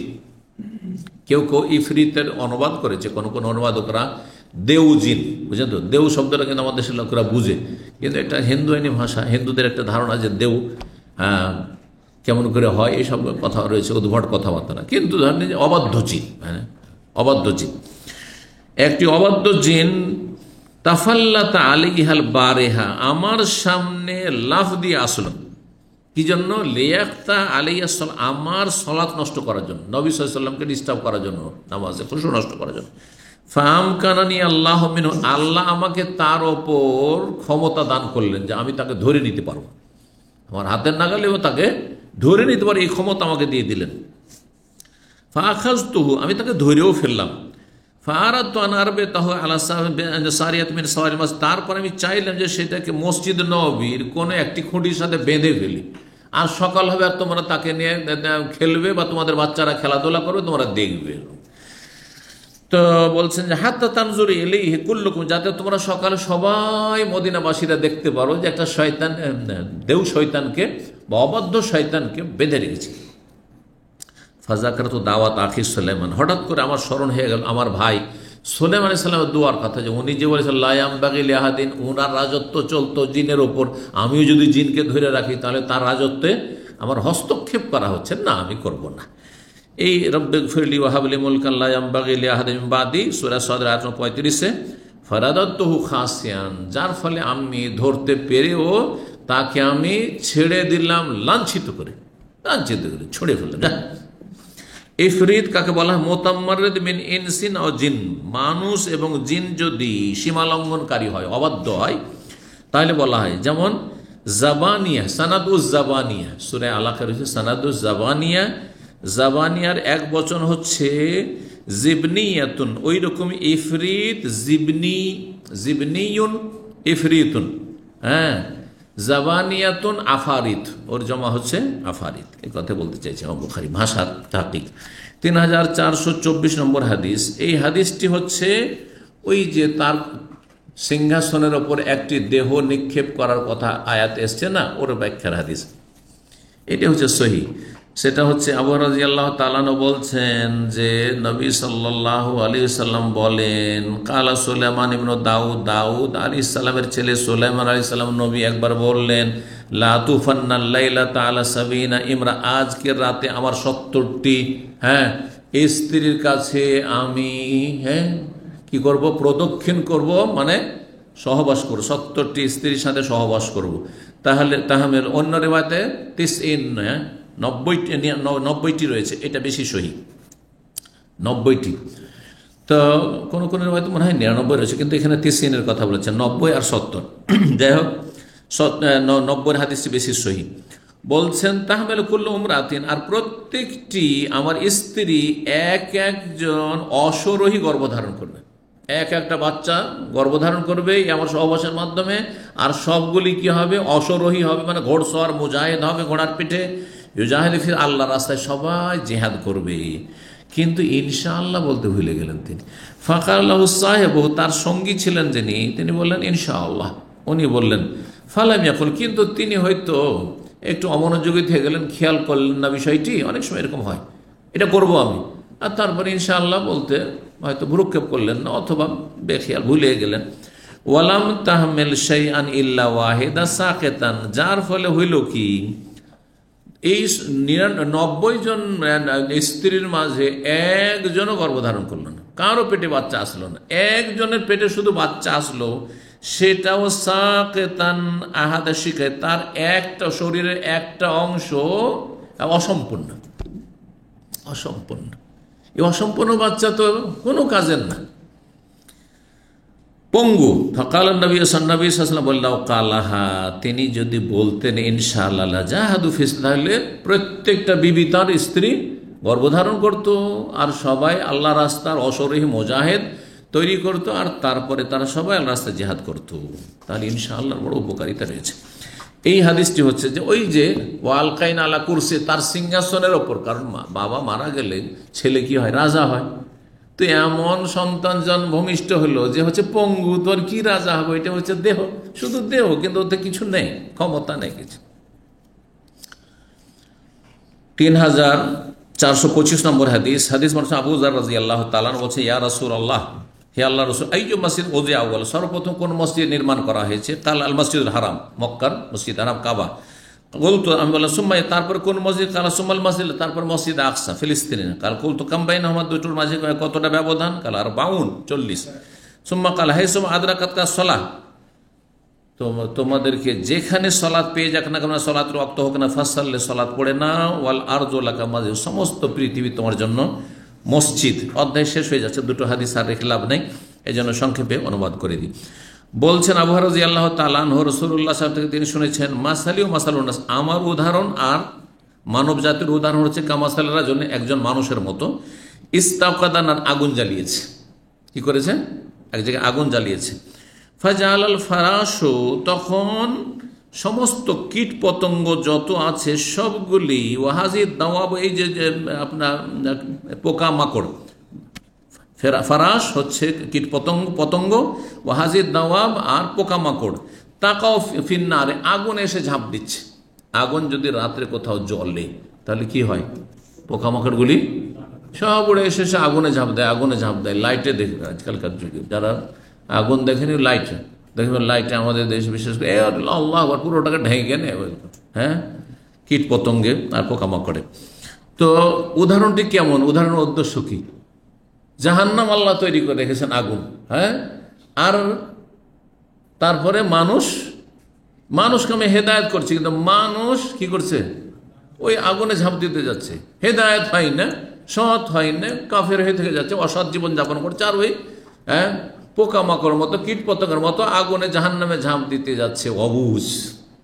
অথচ আমি সেগুলিকে রক্ষা করার চেষ্টা করছি, তাদেরকে আমি জাহান্নামের আগুন থেকে রক্ষা করার চেষ্টা করছি।